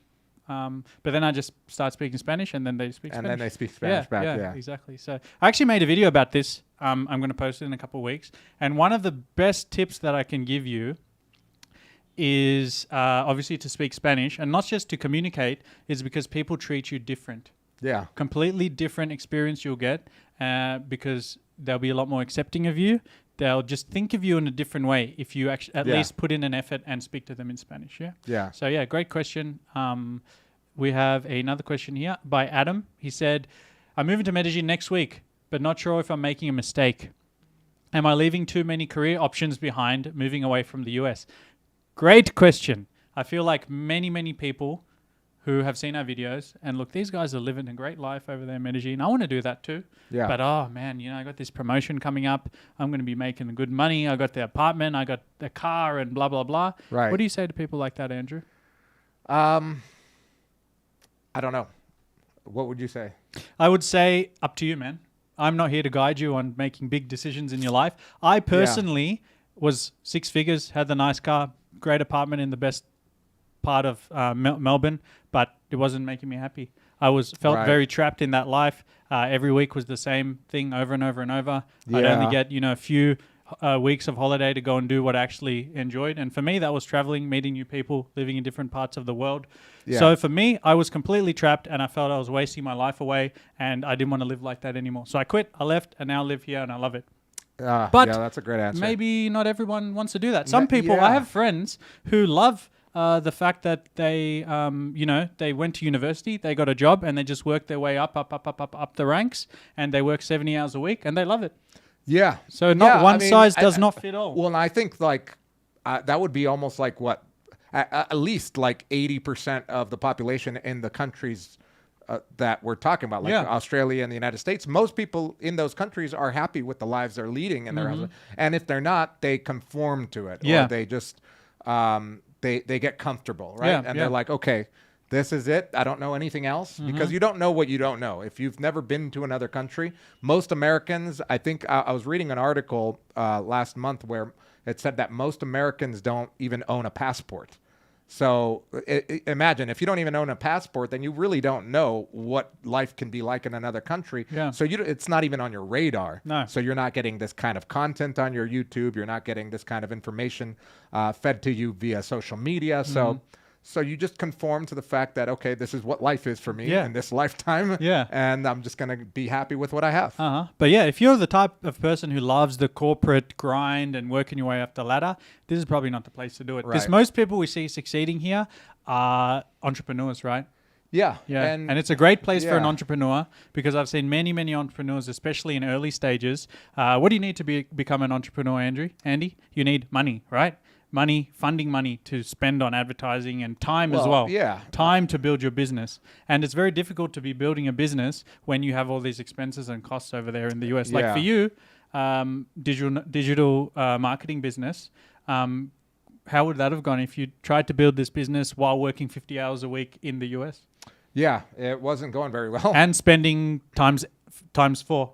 So I don't know if I would have ever done that, because I was working full time in the U.S. Before I got deported. I was working full time at a law firm doing marketing for them. Maybe I would have done really well, and maybe I would have started a company that did marketing for law firms, and maybe become a multimillionaire. Okay. Who knows? Yeah. I mean, an entrepreneur is an entrepreneur anywhere in the world, really. If you've got that mentality, you've got that self-starter personality, then you're going to make it happen anywhere in the world. Would I have made more money over there, or had as much fun as I have had here? I don't know. Maybe. I didn't want to leave. I was kicked out, so I will never know. I can answer you the question for sure. All my businesses are mine now. I work for myself. I don't set an alarm. I don't answer to anyone. I never would have done this if I stayed in Oz, because I was already, as I said, in a really good job, working my way up. I was young and doing really well, so I probably would have gone promotion, and I would have just been working for someone else, getting a lot of money, but 50 hours a week, every week, 4 hours vacation every year. That's my life until I'm 65 and retire. You never started a business over there or anything, or because you didn't have time, or what? Yeah, I started the business, but then I did it kind of half-assed because I didn't have time to research and do all these things. So I was kind of started, and then it just tanked after a while. So the time is the main thing. Like now, when I'm not actually working, what am I doing? I'm reading and sending you 1,000 messages about stuff that we can do to improve. I'm just podcast. I'm just reading books. I never read books in my life before. I hate reading, but now it's all entrepreneurial stuff. Yeah, then it's different type like of a reading. Sponge, Yeah, and that's because of the time. So in a long way, to answer your question, man, you need to probably do some soul searching and see what's really important to you. And I would even say, if you think you're making a mistake, then you should probably hold horses. Or don't burn all the bridges. Maybe try and make it a bit of a softer transition. Like I recommend to a lot of people that consult with me, I say, ask your business, hey, can I go for 3 months and work there? Don't just be like me and say, I quit, sold everything, ciao, see you later. Right. Because if you realize you make a mistake, 3 months later, you got nothing to go back to. That could be problematic. That could be a mistake, Yeah. Where are we with the question? Yeah, we're up to question 9, I believe. But before that, guys, if you like this content, make sure you hit the like button. That helps YouTube push it to more people like you, so they can get some awesome value too. Yeah. And also subscribe to our channels if you are not subscribed and you're just joining in to watch. Yeah. Exactly. Thank you guys for hitting that like button. Yeah. Next question, number 9. Number 9. This is one we always talk about, but this is HJ3130. He says, I have a question for where do you get involved in groups? For instance, I like tennis, but don't know how or where to get involved. So for someone who's coming here and they want to find groups of people with common interests, how would they go about doing that, Andrew? What the easiest way is to look up the MDE community on, you just Google it, MDE community. You'll find a link tree or actually a website that has all the links to the WhatsApp groups that have been formed and that have a lot of members in them. And there are a ton of groups. Depending on your interests, there are hiking groups, there are biking groups, there are chess groups, board game groups, sports groups, entrepreneur groups, single mom, foreigner group, etc. There's so many different groups in there that you're going to find something that you are going to like, and you're going to join it, and you introduce yourself and let them know, hey, I'm not in the city right now, but I would love to connect when I get there. In the meantime, can anybody answer this, that, or the other? Yeah. People love to engage like that, so I highly recommend doing that. Second, you can also check out the groups on Facebook. There's a ton of groups on Facebook, a lot of expat groups where there are also subgroups to those larger groups for certain activities, etc. So that's the best way to start, and then start going to the meetups. For example, tomorrow, my Medellin Buzz Facebook group, we're all going to meet up, and it's free. Anybody can come as long as you RSVP on the Facebook page. It's in the description below, and you start networking, making friends, making connections. And just because you're an entrepreneur and you might even have the same interests doesn't mean that you're going to hit it off right away. It's happened to me many times where I go to a group and, for example, like chess or board games, and it's just they're not my cup of tea, those people. Then I look for others, right? Sure. Or make my own group. Make your own group. I love that you said that, because that's the next thing that I want to talk about. These groups on the WhatsApp, there's many groups there, but that's started by someone else, usually for catering to a group that's already in the city. Yeah. But I got a question on my channel, and someone said, is there an expat group for people from Myanmar? Yeah. And I said, I never even met one person from Myanmar, so I highly doubt it. But for people like that who have a very niche thing, I would recommend going to a Facebook group called Medellin for Non-Jerks, or even Gringo Paisa. Those two are the only ones that I would ever recommend anyone go in, because which are less toxic. Which are less toxic. There you can ask questions. For example, you would say something like, hey, I'm from Myanmar. Is there anyone else from my country? Let's hang out and talk about Myanmar things, or however you want to word it. And there you'll get the feedback. I often ask many questions there and always get really good feedback. So do that. Yeah, that's a great way to go about it. And I mean, we're in a digital age. Imagine when I first got here, Facebook wasn't as huge. There weren't many groups. We had to create them. We had to create. I've been the moderator for Gringo Paisa since 2012. Member of the Medellin Entrepreneur Society since like 2010. So we had to create these groups, and it was tough at first because, again, you're inviting everyone and anyone that comes in, and not everybody and anyone is going to be on the same wavelength as you, spiritually, and even mentally. So it gets weird, but the more you're here, the more you develop relationships with people here, you start creating your own tribe, right? Your own connections, your own community. Yeah. You got a question? Question number 10. Yeah, question number 10. Ivan, 32 full, says or asks, how could I avoid looking like a tourist? I'm European. I'm 6'1", blonde hair, blue eyes. I think at that point, that's a great question. There's nothing he can do. He's going to look like a tourist for sure. Do the reverse Michael Jackson. Okay. He went white. Can you go dark? Yeah, you can go Latino. Yeah, you could go pigment on augmentations. So maybe he could dress like a Colombian. How does a Colombian dress? Well, I mean, I think, dressing more with something that fits with what culturally people wear here. Sure. For example, it's not common that men over the age of 12 wear shorts. And except for AK here, who's wearing his Daisy Dukes. But but it's not common. If I guarantee you, anybody on the street that sees him either in Laureles, in Manrique, or in El Poblado, they're going to be like, he's a tourist, obviously, because he's wearing shorts. They're not board shorts, and he's not wearing flip-flops or anything, but it's just a fact of the matter that culturally Colombians, particularly in Medellin, they just don't wear shorts. Yeah. Jeans are like the biggest fashion. So if you don't want to stick out like a sore thumb, wear jeans, t-shirt, tennis shoes, and I found another interesting no fanny pack. and please. the fanny pack's the real gringo Dead identifier. Dead giveaway. But there's one funny one that you mentioned on one of your videos. I actually watched it. You said, "Don't wear Ray-Bans." Why? No, it was part of the whole get up, like the whole that whole fit. get up. Okay, Like because I the was shorts with like the Hawaiian shirt, the Ray-Bans, and the Colombian Okay, the because- Colombian hat, like this one. yeah. With- Okay, with, that's the like, full gringo. That's okay. like the full gringo. Because I outfit. took your advice. I watched your video. I was in Bolivia, and you said don't wear Ray-Bans. So I bought some sunglasses, Rui Fus. They're the same logo as Ray-Ban, but Rui Fu. Oh, really? $4. $4. So I'm safe now. Well, so even I if can you- wear Rui Fu. I look like not a but tourist. the main thing is that if you lose them, it doesn't matter. No. They're not Ray-Bans. $4.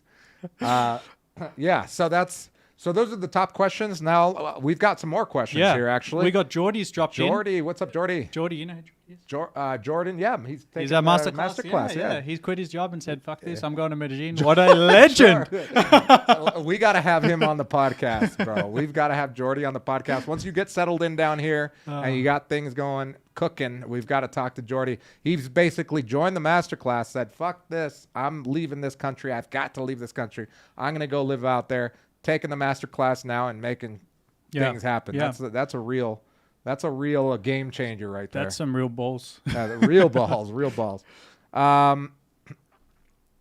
Let's see. What does it say here? Jay Williams. Jay Williams says, I would recommend getting an international driver's license. If you're coming from the U.S., it's $25 per year. $25 per year. Oh, that's it? That's pretty good. And it's good for 60 countries. That's pretty interesting. Granted, a cop here is not going to care. Like, they're going to just want to extort you. Yeah. We have a question from Pandy Chef. He said, do I need to file an income tax return in Colombia if I live in Medellin and earn money remotely? Yes, if you stay here more than 182 days. Okay. So if you're in the country for more than 182 days, you are liable to report taxes. So it doesn't mean that you have to pay. You just have to report. And if you obviously report and pay taxes in the U.S., you'll show that you did that over there when you report it here. So the they credit or credit whatever, that. Yeah, they credit that. Some people are probably wondering, how can they enforce that you declare tax? They can't enforce that you declare. So it's just tax. optional that you do it or not. Yeah, and it could be good for visa purposes in the future, for residency purposes, showing that, hey, during my time here on the what do you call it, like a student visa or property owner visa or whatever visa, I've been paying taxes. Here are my tax returns. Obviously, it shows good faith. Okay, cool. So it shows like you're a good citizen doing the right thing. That you're doing the right thing. Okay. Peter Vong says, I noticed oral health is important. Is this true? Yes. Colombians brush their teeth like 6 times a day. It's super weird when you come here and like, what are you doing brushing your teeth again, brush mate? my What teeth is this like shit? after every meal. In the morning and then after every meal. Before I go to the gym, I brush my teeth. I don't want to smell like a dragon breath at the gym. Literally, this is something that I never did in the U.S. Do you go into people like this? No, but I am breathing hard and it gets crowded and Okay. there could be a hot girl next to me and I don't want her to Okay. faint because of my dragon breath. And if you don't brush your teeth long enough, you're going to get halitosis, and that's the worst thing you can have. I had a boss that had halitosis, bro. You could smell it from outside of his office. Damn, that's rough. That's one thing that I will never want in my life. So yeah, Colombians, one huge cultural difference that I notice is they are serious about they're super, super serious about their oral health. Yeah. Yeah. I've never seen They're really serious about oral too. oral presentations. Ken Covington, thank you for the super chat, $10. 50 watching and only 20 likes. Guys, hit the like button, please. Yeah. Guys, hit the like button. Really Hit it up. appreciate Hit the if like you do. button. Yeah, Kent yeah. Covington will give you money. I if love hit that the you like have button. so many cheerleaders on your channel saying like and subscribe. That's really nice. That's amazing. Actually, guys, I'm going to need moderators. So the biggest cheerleaders will become the moderators. You're going to hire some moderators? No. They're free moderators. You Oh. give them the status of moderator. and they can moderate your So show. that, like, if someone comes in saying bad words they or can block 'em? trolling, they can block them, and I don't have to do it Okay. manually. Yeah. As the channel grows, I will definitely need moderators. So Yeah. obviously, keeping all of you guys in mind. I've been thinking about the growth of the channel. Wait, somebody just asked. Sorry. This is a good one. Michael's question about the rentals for that Michael, penthouse. yeah, but there was, JM. Hi, Medellin Buzz. My name is Andrew, by the way. You highlighted me. Okay, good. How can I hit you up for a consultation? Please, I plan to visit later this year. You can hit this up. Here's the link right there. To book a consultation with me directly. If you want a consultation for the Medellin masterclass, the link is in the description below to book a call with me and AK for the masterclass. If you just want to talk, just go to that one there, or maybe on a weekend or something, you'll see me at Highway, and I always answer questions when I'm there. You can't get away. You have to except answer. if it's like the football game. Like this weekend, there was a football game going on, and there's literally 3 people that watch my channel. They all came over, and they're like, I'm like, oh, but they're gonna score a touchdown. Okay, now you got to do this, that, and the other. You're there like every day, huh? No, only on the weekends or for football. Oh, yeah, true, this true. weekend's As a you said, huge football weekend. You're a changed man. I'm a changed man. I'm a father. I'm a family guy. Hey, by the way, you talked about moderators and stuff. That just reminded me of something I want to say. Anyone watching my channel, I made a change a few months ago. I hired a personal assistant to moderate all my social medias. Her name's Laura. She's awesome. And what she does... Shout out to Laura. Yeah, what she does is she filters all the messages that I get, and she just sends me the ones that are worth responding to. Wow. So awesome. basically all the ones that are just like negative. Some people also ask, I'm commenting, where is my comment coming up? She's looking at all of them, and she accepts or denies them. So if it's fine, she allows it. If it's someone being negative so you or hold hateful, all your comments? I hold all, yeah. Gosh darn it. Because I don't like these negative fuckers who always want to be talking shit. I like those guys. And I don't like Bring it. 'em. Do you know why I don't like it?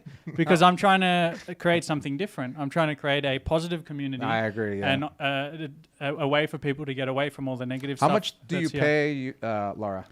She is like $8 an hour. Wow, that's high. I'll just get her to come on, but she speaks English. So Yeah, just so- get her so on for like that's- 1 day a week that's and be like, hey, really do fair. 4 hours and just moderate all this stuff. Yeah. So yeah, if your like comments and stuff are taking some while to appear, because Laura has to go on and make sure, that's good. Yeah. That's not offending anyone, blah, blah, blah, blah, blah.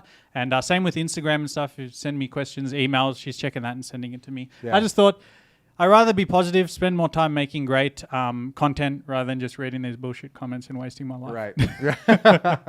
Right. Ken Covington says we might have to ban Andrew if he doesn't watch his language. Sorry, Ken. If you're watching with your kids, please plug their ears. No, but now I will have my baby watching so that he learns how to move to Medellin. So I have to watch my language. So somebody just asked, hi, Andrew, complete honesty, is Poblado safe for a white guy from the UK? Complete honesty. I'm looking you in your eyes. Yes, it's absolutely safe for you. Poblado is absolutely fine. Actually, a lot of the places in Medellin are safe for you. If you're coming from the UK, you're a complete white guy. If you're not well-traveled, I actually expect you to be in El Poblado. Yeah. If you're not well-traveled, if this may be one of your first countries or one of your first Latin American country experiences. Yeah, definitely great go place to El start. Poblado. Yeah, That's Manila. Go to Manila. That's the best place. Manila is a great place. That's why I started too. Golden Mile is a great that's a place nice to place. be at as well. So yes, you're absolutely safe. Just make sure not to, pick up hookers off the street. Make sure not to pick up hookers off dating apps, and make sure to know the difference between what is a working girl and a regular girl. Because since you're not from here, culturally they dress differently. You might not know those little nuances that make a big difference. So just make sure to maybe get coaching from someone. If we've learned anything from the questions we've answered, the best tip that I can give to anyone about safety is think like a woman. Think like a woman. Yes, guys. Reach into your feminine side and think like a woman. Do if exactly- you were a woman, would you do what you're about to do in Medellin? Do what women have been doing for the last many hundred years. Yeah. And you'll be safe. Yeah. It's 10:30 at night. You're going to Provenza, but you live 3 miles away, or let's say even 2 miles away. Would you walk there? And you're sourced. You've had 35 beers. No, even that night, and you're not, and you're completely sober. Would you walk there as a woman, carrying a purse on heels? No. Absolutely not. Even if you were just a mile away. Even if you were a few blocks away. Why? Ubers cost pennies on the dollar here. You're a woman. You sent 3 text messages to a guy. The guy only has 1 photo, and he's in a thong. Do you go to his house? Absolutely not. No shit. Good tip, right? Think like a woman. You'll be safe. Yeah, if the guy's in the thong. Women must be laughing at all this shit that's on YouTube. Like, oh my no. God, these guys are fucking idiots. No, actually, no. Well, I saw a really good comment in one of the more toxic groups of a guy asking, he's a foreign guy, asking foreign women what their experience is like here. What do they think of all this stuff that's happening? What do they think about the Colombian woman? Are they intimidated by them because they're really beautiful? And the women that answered, the ones that I read, were spot on. They were like, at times we stay away from these toxic groups. First of all, I'm one of the women that don't, because I come here to get information, etc. But most of us women that have our internal groups on WhatsApp or even our own private Facebook groups, we're not all in these groups because they're too toxic, they're too male dominated, and it just doesn't feel good to be in them. And I completely agree with them. Sometimes I feel I've left the groups before and then I'd return for entertainment value. But the other thing that she said is that we feel sorry for the guys. Yeah. Every time that they hear that someone got drugged and robbed or drugged and passed away, they pray for them and they talk about them internally. They're not laughing. They're like, oh, these desperate guys. They actually are concerned because women are different than us guys. So I think that's one of the best advice. Think like a freaking woman and you'll be safe. We should get a T-shirt made up. Think like a woman. Yeah. And Medellin bus. I mean, that's an extreme, but I think you guys understand what we're saying, and hopefully people will stay safe. Hey, Glenn, thank you so much for the 10,000 pesos. $10,000. Let's go. Ross says he wants no interest in the woman, just want to experience the culture. You're going to have an awesome time here. Yeah. If you want to just experience the culture, you're going to have a great time out here because there's a lot of culture to experience. Yeah. Those are generally the types of people that stay. Those are the people that stay here. If I had to say some behavioral traits of people, they have more interest in life than women. Yeah. Jeff Rubin, good evening, guys. Is the event still going on? Looking forward to it. Yes, it's going on tomorrow at 7 p.m. at iWay. Yeah. What's going to happen at this event? No, it's just a meet and greet. Basically, will you be giving a motivational speech? No, I will not be giving a motivational speech. I'll be giving free shots though. So. Oh, okay. You don't drink anyway. No. I'll give you a shot of Kool-Aid or whatever. What do you drink? Water. Orange juice. Orange juice. They have orange juice there. And cranberry. What about a shot of orange juice and cranberry? Delicious. Tequila sunrise without just a sunrise. Or pina colada without the... Just the colada? Without the colada. It sounds like the bad things seem to happen to guys looking for girls. It's guys looking for the wrong type of girls. It's not just guys looking for girls because most guys come out. Most guys, I would venture to say, most of the guys that come out here looking for, let's say, a long-term partner with a real relationship, and they're staying here long-term, more than a couple months. Those guys are fine. They go on dates. They meet women. They decide, culturally, I don't like these type of women. I'm going to go to another city. Or they find what they like here and they stay. The ones that we hear about on the news are the ones that came here for the weekend or for the week and went crazy and did stupid things, or things that we now see as stupid. A lot of people might not see them as stupid because they just don't know. But since we've been here for so long, they are stupid. You shouldn't be doing that kind of stuff. I have actually something to say about someone who's actually coming here and looking for a relationship. Okay. I kind of think I'm kind of an expert now, wouldn't you say? Yeah. Well, I don't know if you're an expert. We'll see. I have 2 years of experience. I'm almost... 2 years? That's baby steps. How much experience do you have? I don't. I'm not an expert. There we go. I'm an expert at baby making. For those who don't want to do baby making but maybe want to date someone for long term, I had a bit of a mentality shift that I use in dating in the last few years, and it's worked out really well for me. Okay. And I think this is where a lot of people fall apart. So many guys come here and they're like, I want to smash. I want to get some chicks in my apartment. I want to be like a hip-hop Snoop Doggy video. Okay. I don't think like that. What I think is, I'm going on a date. I'm doing this. It's going to sound stupid, but it works. I'm doing this for cultural exchange.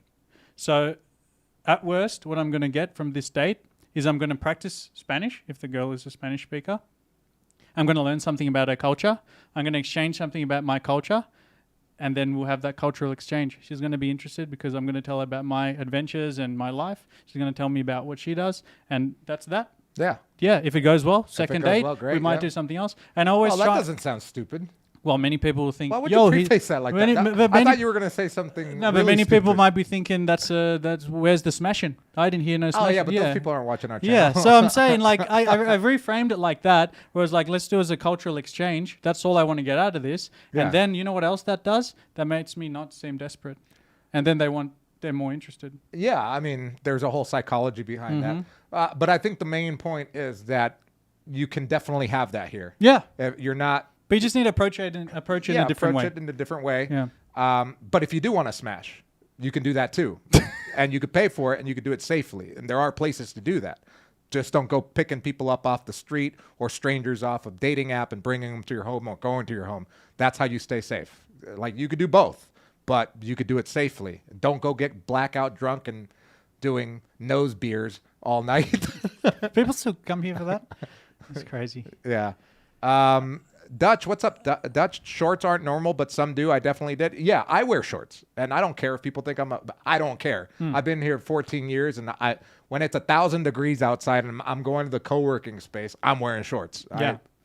But I don't wear board shorts, and I also wear like the low top Nikes that all Colombians wear here, or the Chucks that everybody wears here Hey, but also with a black shirt. if it makes you happy, wear whatever the fuck you want. Yeah, wear whatever people you will like. look at you for sure, but if you don't care, wear whatever you want. Yeah. Wear a Power Rangers costume if you like it. But the answer it was to that question of to how be do able I to not look like a foreigner? So if yeah. you really care, then don't wear the shorts and don't wear the gringo outfit. Yeah. But if you don't care and you want to stand out, because sometimes that is a good thing to stand out, people will talk to you.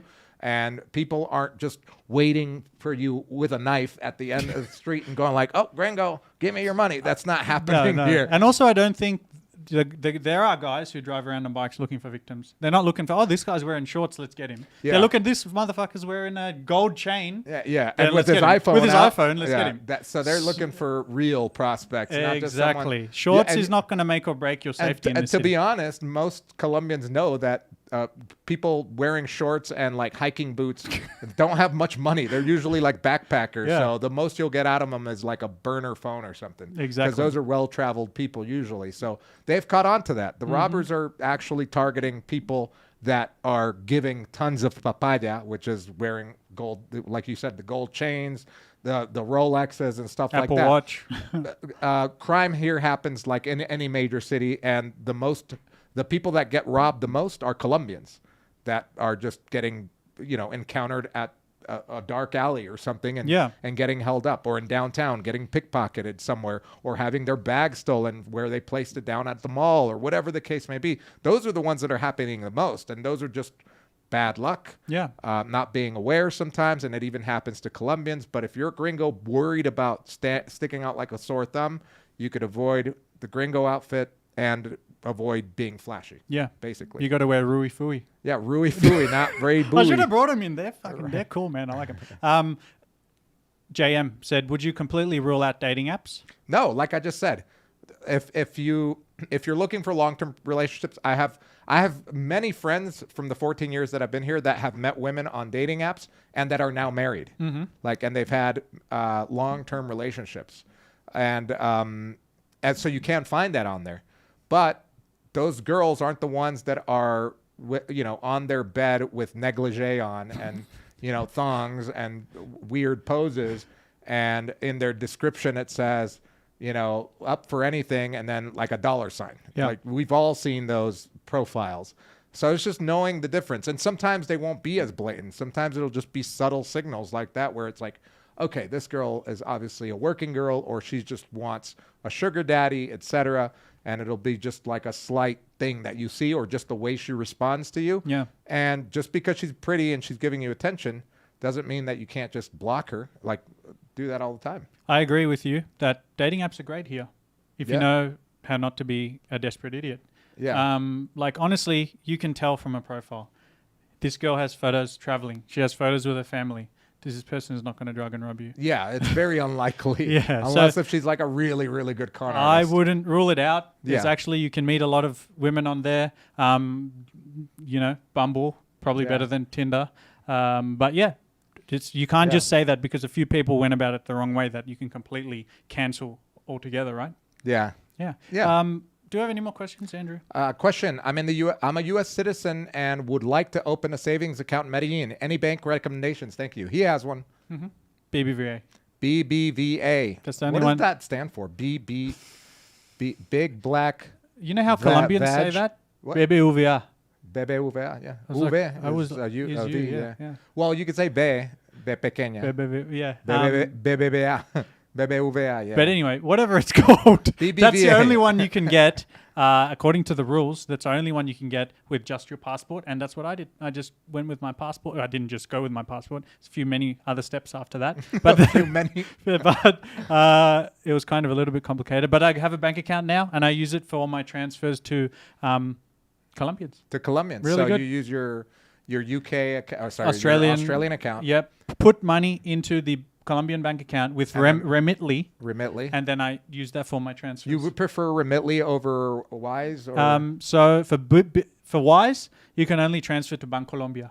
Oh, I Remitly did not know does that. all these other banks. Oh, okay. Yeah, yeah. Awesome. So if you ever look and you go on Wise and you go, I want to transfer to someone with a different account, you can't because the only option you can pick is Bancolombia. Yep. Yeah, that's great. Yeah. Hey, what's up, yo fam? Thank you for the dono. Do you have a video on why you got deported? I do have a couple videos. If you look through my videos, I don't have a lot of videos. If you notice, I think I have like 14 videos at most on my channel. You have 115 videos. But those include the lives and the shorts. Gotcha. So I've got a ton of shorts and basically lives every day. But Okay. if you just go on the videos tab, you'll see that I've only got like 14 videos, long form videos. And then there's a couple where it says that I go through my story on why I was deported, and how and what that whole process was like.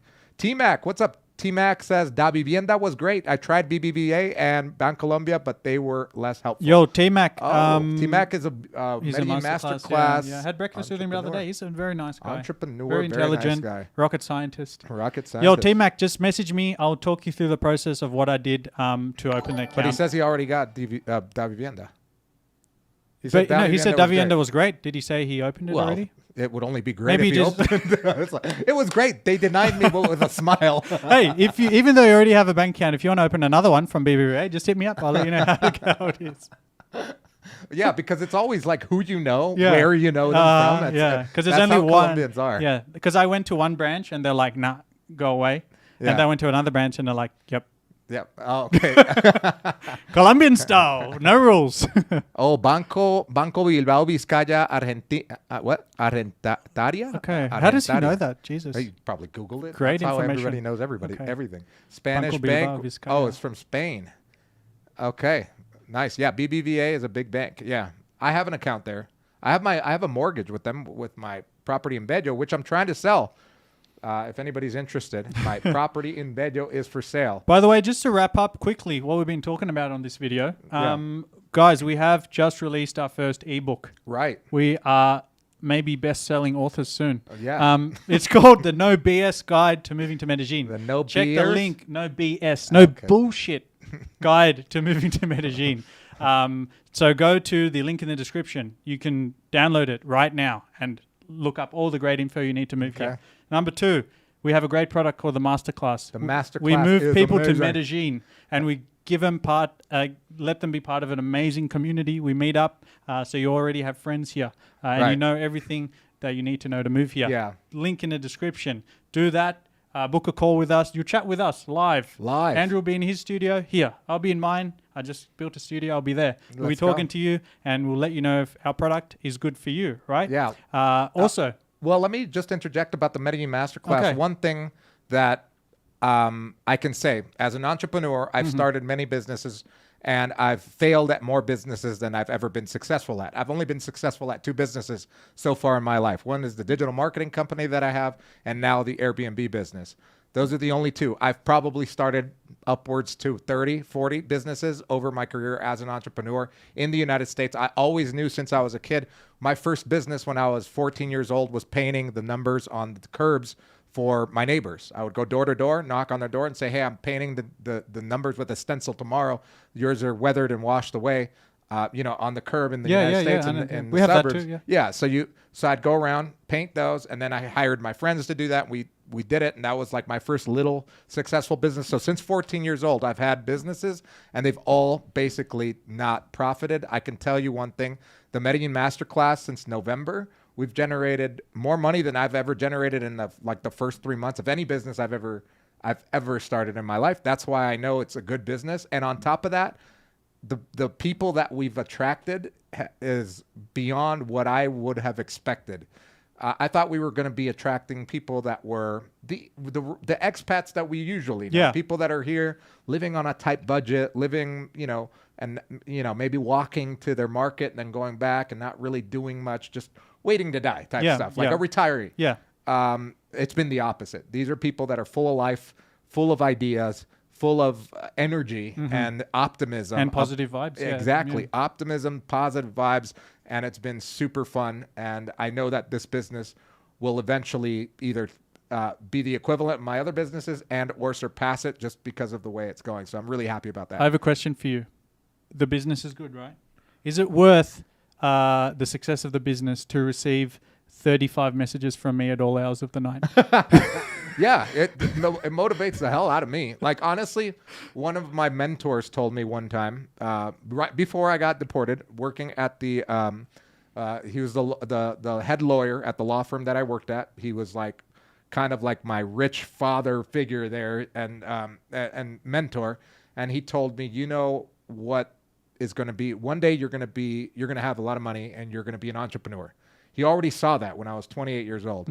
And he said, you know what will be the hardest part about owning a business that you will probably spend your whole life trying to find?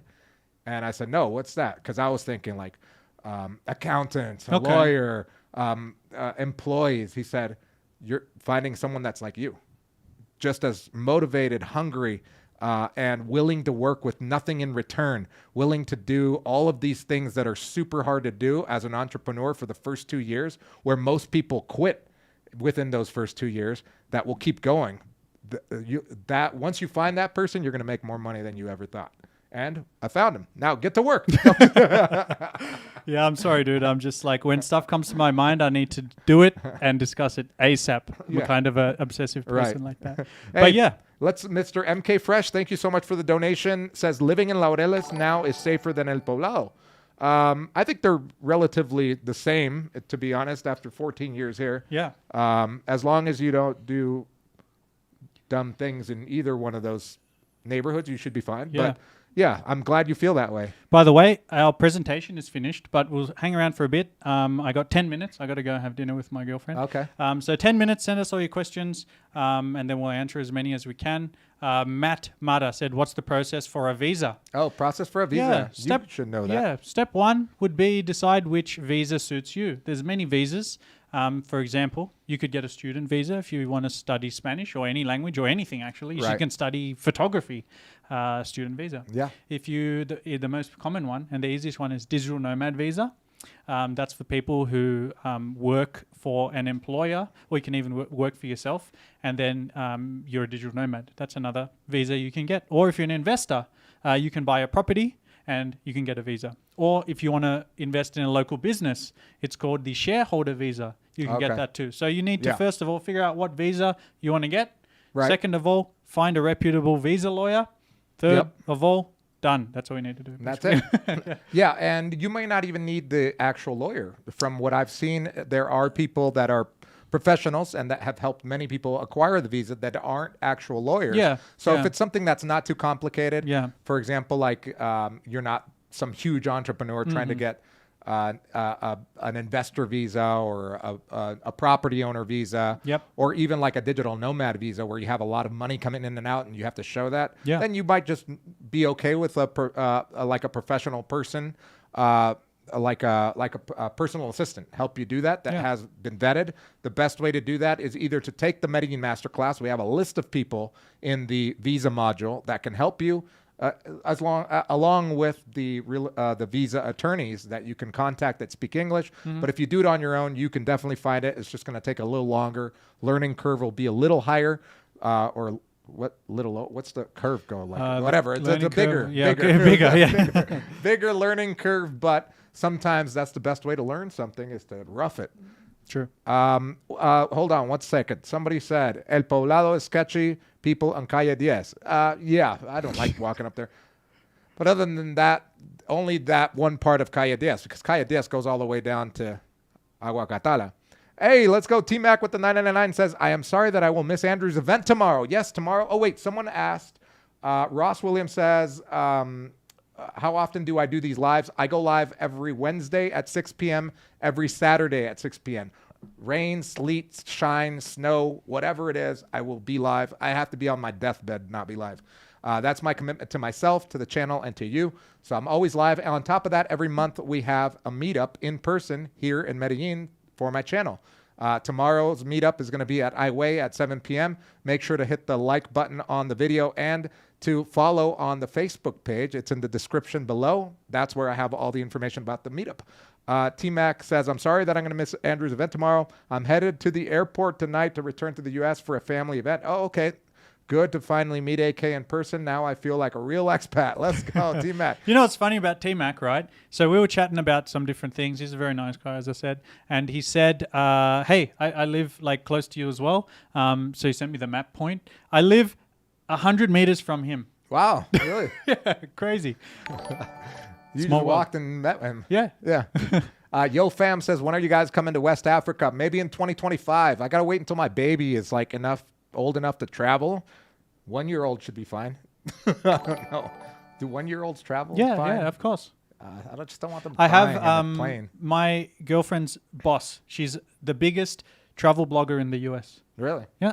Biggest she's luxury niche. So she goes to like, Hilton, or I don't even know what the luxury hotels are. They pay her to stay there.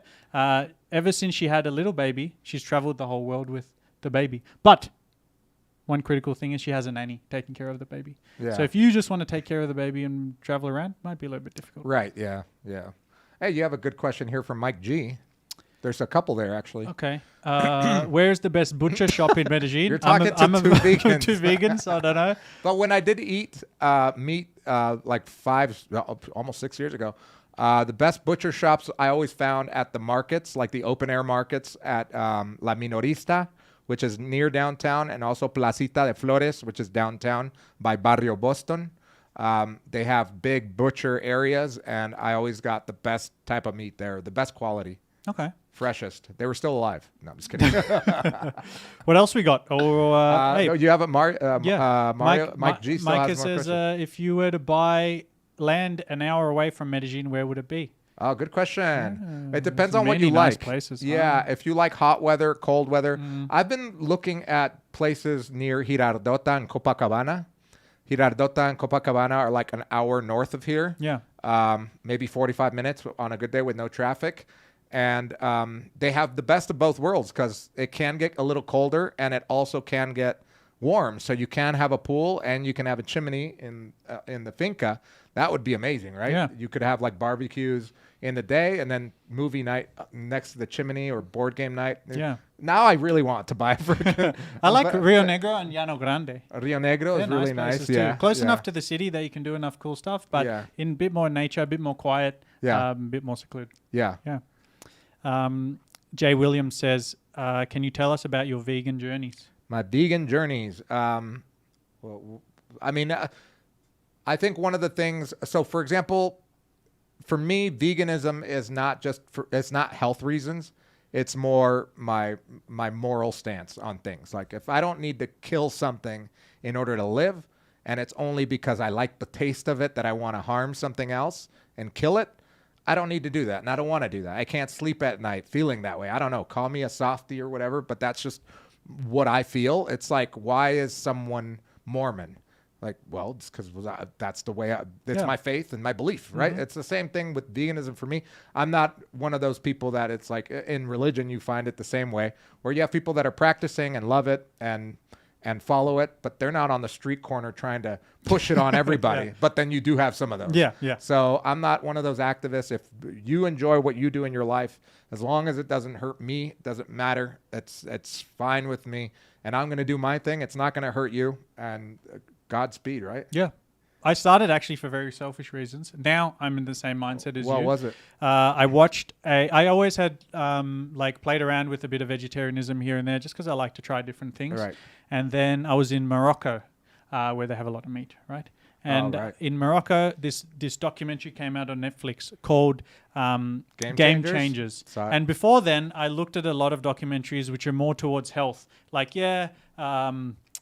veganism helps cure cancer, helps this, like disease, blah, blah, blah, blah, blah. And I was like, I don't care about that shit.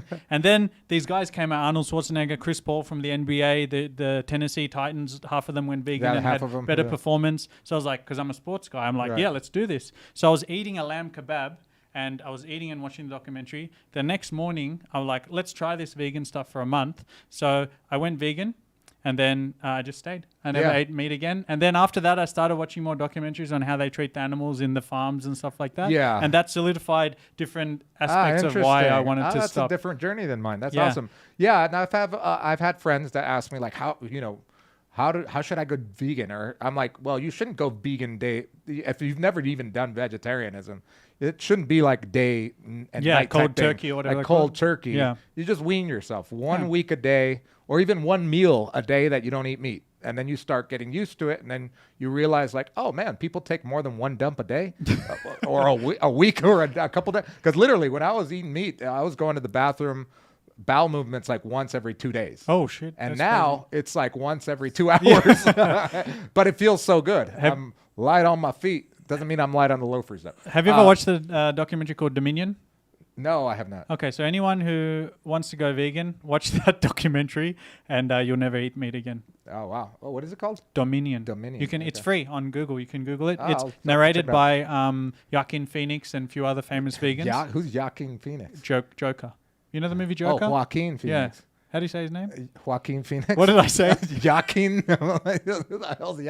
What kind of hockey player is this that you're talking about? Joaquin. Stephen G says, would $2,000 a month be a good budget in Sabaneta? Yes. Very good budget. Really good. Maybe $1,000 a month would be good over there. I mean, even $1,000 a month, you could still do great there. You could do well, yeah. $2,000 a month, you're probably saving money in Sabaneta as long as you're not using Ubers every weekend to come party and waste all your money. Maybe Stephen joined a bit late when we were talking about cost of living before. That, Stephen, I have a friend who is an expat. He lives in Sabaneta. He's renting an apartment on Airbnb. So Airbnb is much more expensive than the local ways of renting. And he's only spending $550 a month for his own place with a balcony and all that. So if you can get that at baseline, but maybe if you rent through the local channels, you could even get $350. Right. And then, $1,000 a month is very doable. Right. Yeah, that's a very good point. JJ says, you guys rock, man. Thank you, Thanks, JJ. Hella says, Leños and Tesoro is the best steakhouse in Medellin. Is it? I've heard that there are a few. Okay, Spider, what's up? Spider, how's it going? He's from my other channel where I used to play Fortnite. MK Fresh says that the problem is that animals die in the process regardless to keep animals away from the fruits and vegetables. That's a tired argument that meat eaters use. I know because I used to use it because I was a meat eater and I didn't really care about vegans or whatever, and be like, well, you're using pesticides to kill insects to keep away from or to keep gophers away from your product or whatever. Yeah. But it's a tired argument because yes, that does happen when you are mass producing food. The answer would be just to eat from organic farms. Mm-hmm. Now, if you can't do that, the meat processing chain and business is way crueler than any farm of just vegetables could ever be to animals, where you literally breed animals to kill them. That's different. So that's the point there. Mike says, would you rather have a personal driver or live-in chef if you had the choice? Ooh, great question. I would say live-in chef for sure. Because chef. Like imagine, money weren't oh my God, imagine every day you just had eating different stuff and it was all delicious. I know. And that's you could be cool. like, let's go to Morocco today. Can you make me a vegan Moroccan breakfast? You want to hear a cute story? cute story. Yeah, we have a maid who comes twice a week, and she cooks us food, right? Right. But me and my girlfriend, we mostly eat for like gym and protein, whatever, like Right, health so it's reasons. functional. So we eat the same stuff all the time. Really? She got so bored of cooking the same stuff, she looked on TikTok for vegan recipes and came and made like a vegan Wow. lasagna for us. That's amazing. That's pretty cool, huh? Get her to look at more of those. Stephen G says, I know that's a broad question depending on lifestyle. I'm just a blue collar guy looking for a peaceful. Oh yeah, he's peaceful talking one. about Lifestyle. $2,000 on Savanetta. Yeah, Stephen G. You blue will collar be- man looking for a peaceful life. Yeah. $1,000, you're gonna get it done easily. I've met a lot of blue collar guys down here that go crazy though. Oh yeah, true. No, I'm not saying that you are, but you know what I mean. Ryan's talking about vitamins for vegans. Yeah, I eat vitamin every day. Yeah. Yeah, I eat vitamins, but I was eating vitamins even before. Just, the regular stuff, vitamin C, vitamin D, That's true. etc. Yeah, so guys, if you guys have any other questions, we have like 2 more minutes or Yep. so. Ask your questions away. We could do a lightning round of sorts, and we'll answer your questions. Remember that tomorrow I do have the live event. It's a meet and greet.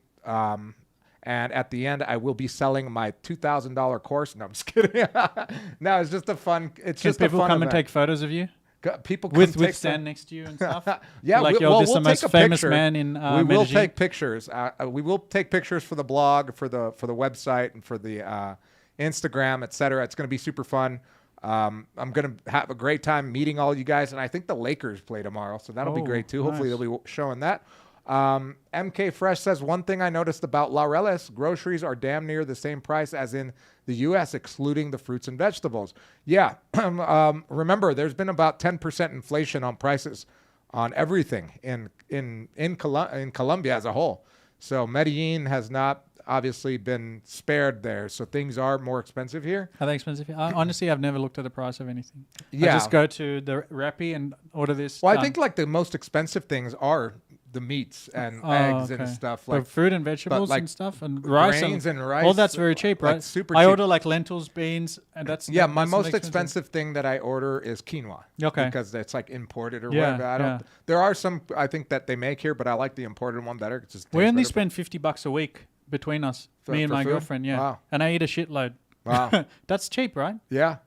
Yeah. I guess that is- maybe it's the vegan versus the yeah, meat $50 eaters a diet. week. That's like $200 a month. $25 each. Yeah, that's Pretty pretty good. good. And you split it? Yeah. How dare you?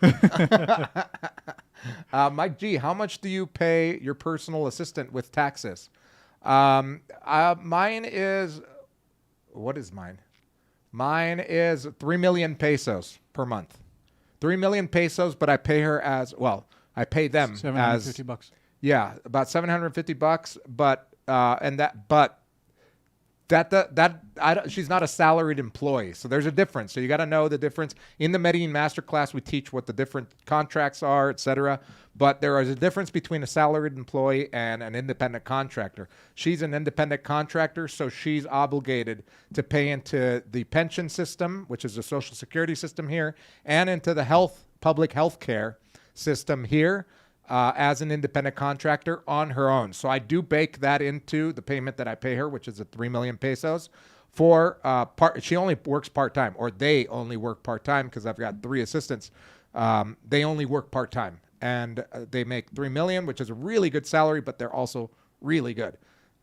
Cool. Yeah. We got to go. But guys, action steps right now. Number 1, subscribe and like Yeah, if you've enjoyed this. subscribe and like. Number 2, go in the description, check out the link to get your ebook, The No BS Guide to Moving to Medellin. It's Download free. that. You can get it straight away. It's free, right? And then if you're more motivated to move to Medellin and, join our awesome community of expats and professionals, then book a call with us, and then we can talk to you about the Medellin Masterclass to see if it's a right fit for you.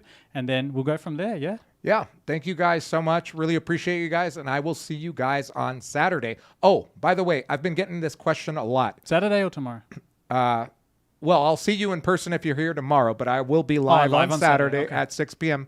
My next live is going to be on ways to make money online and live in Medellin, because so many people have asked me about How can I make money online? What would you do if you didn't, if you wanted to live in Medellin, but you didn't have an online job? Okay. What could you do? So that's going to be the topic for Saturday. Pin it. That's I'll a be great there. Yeah.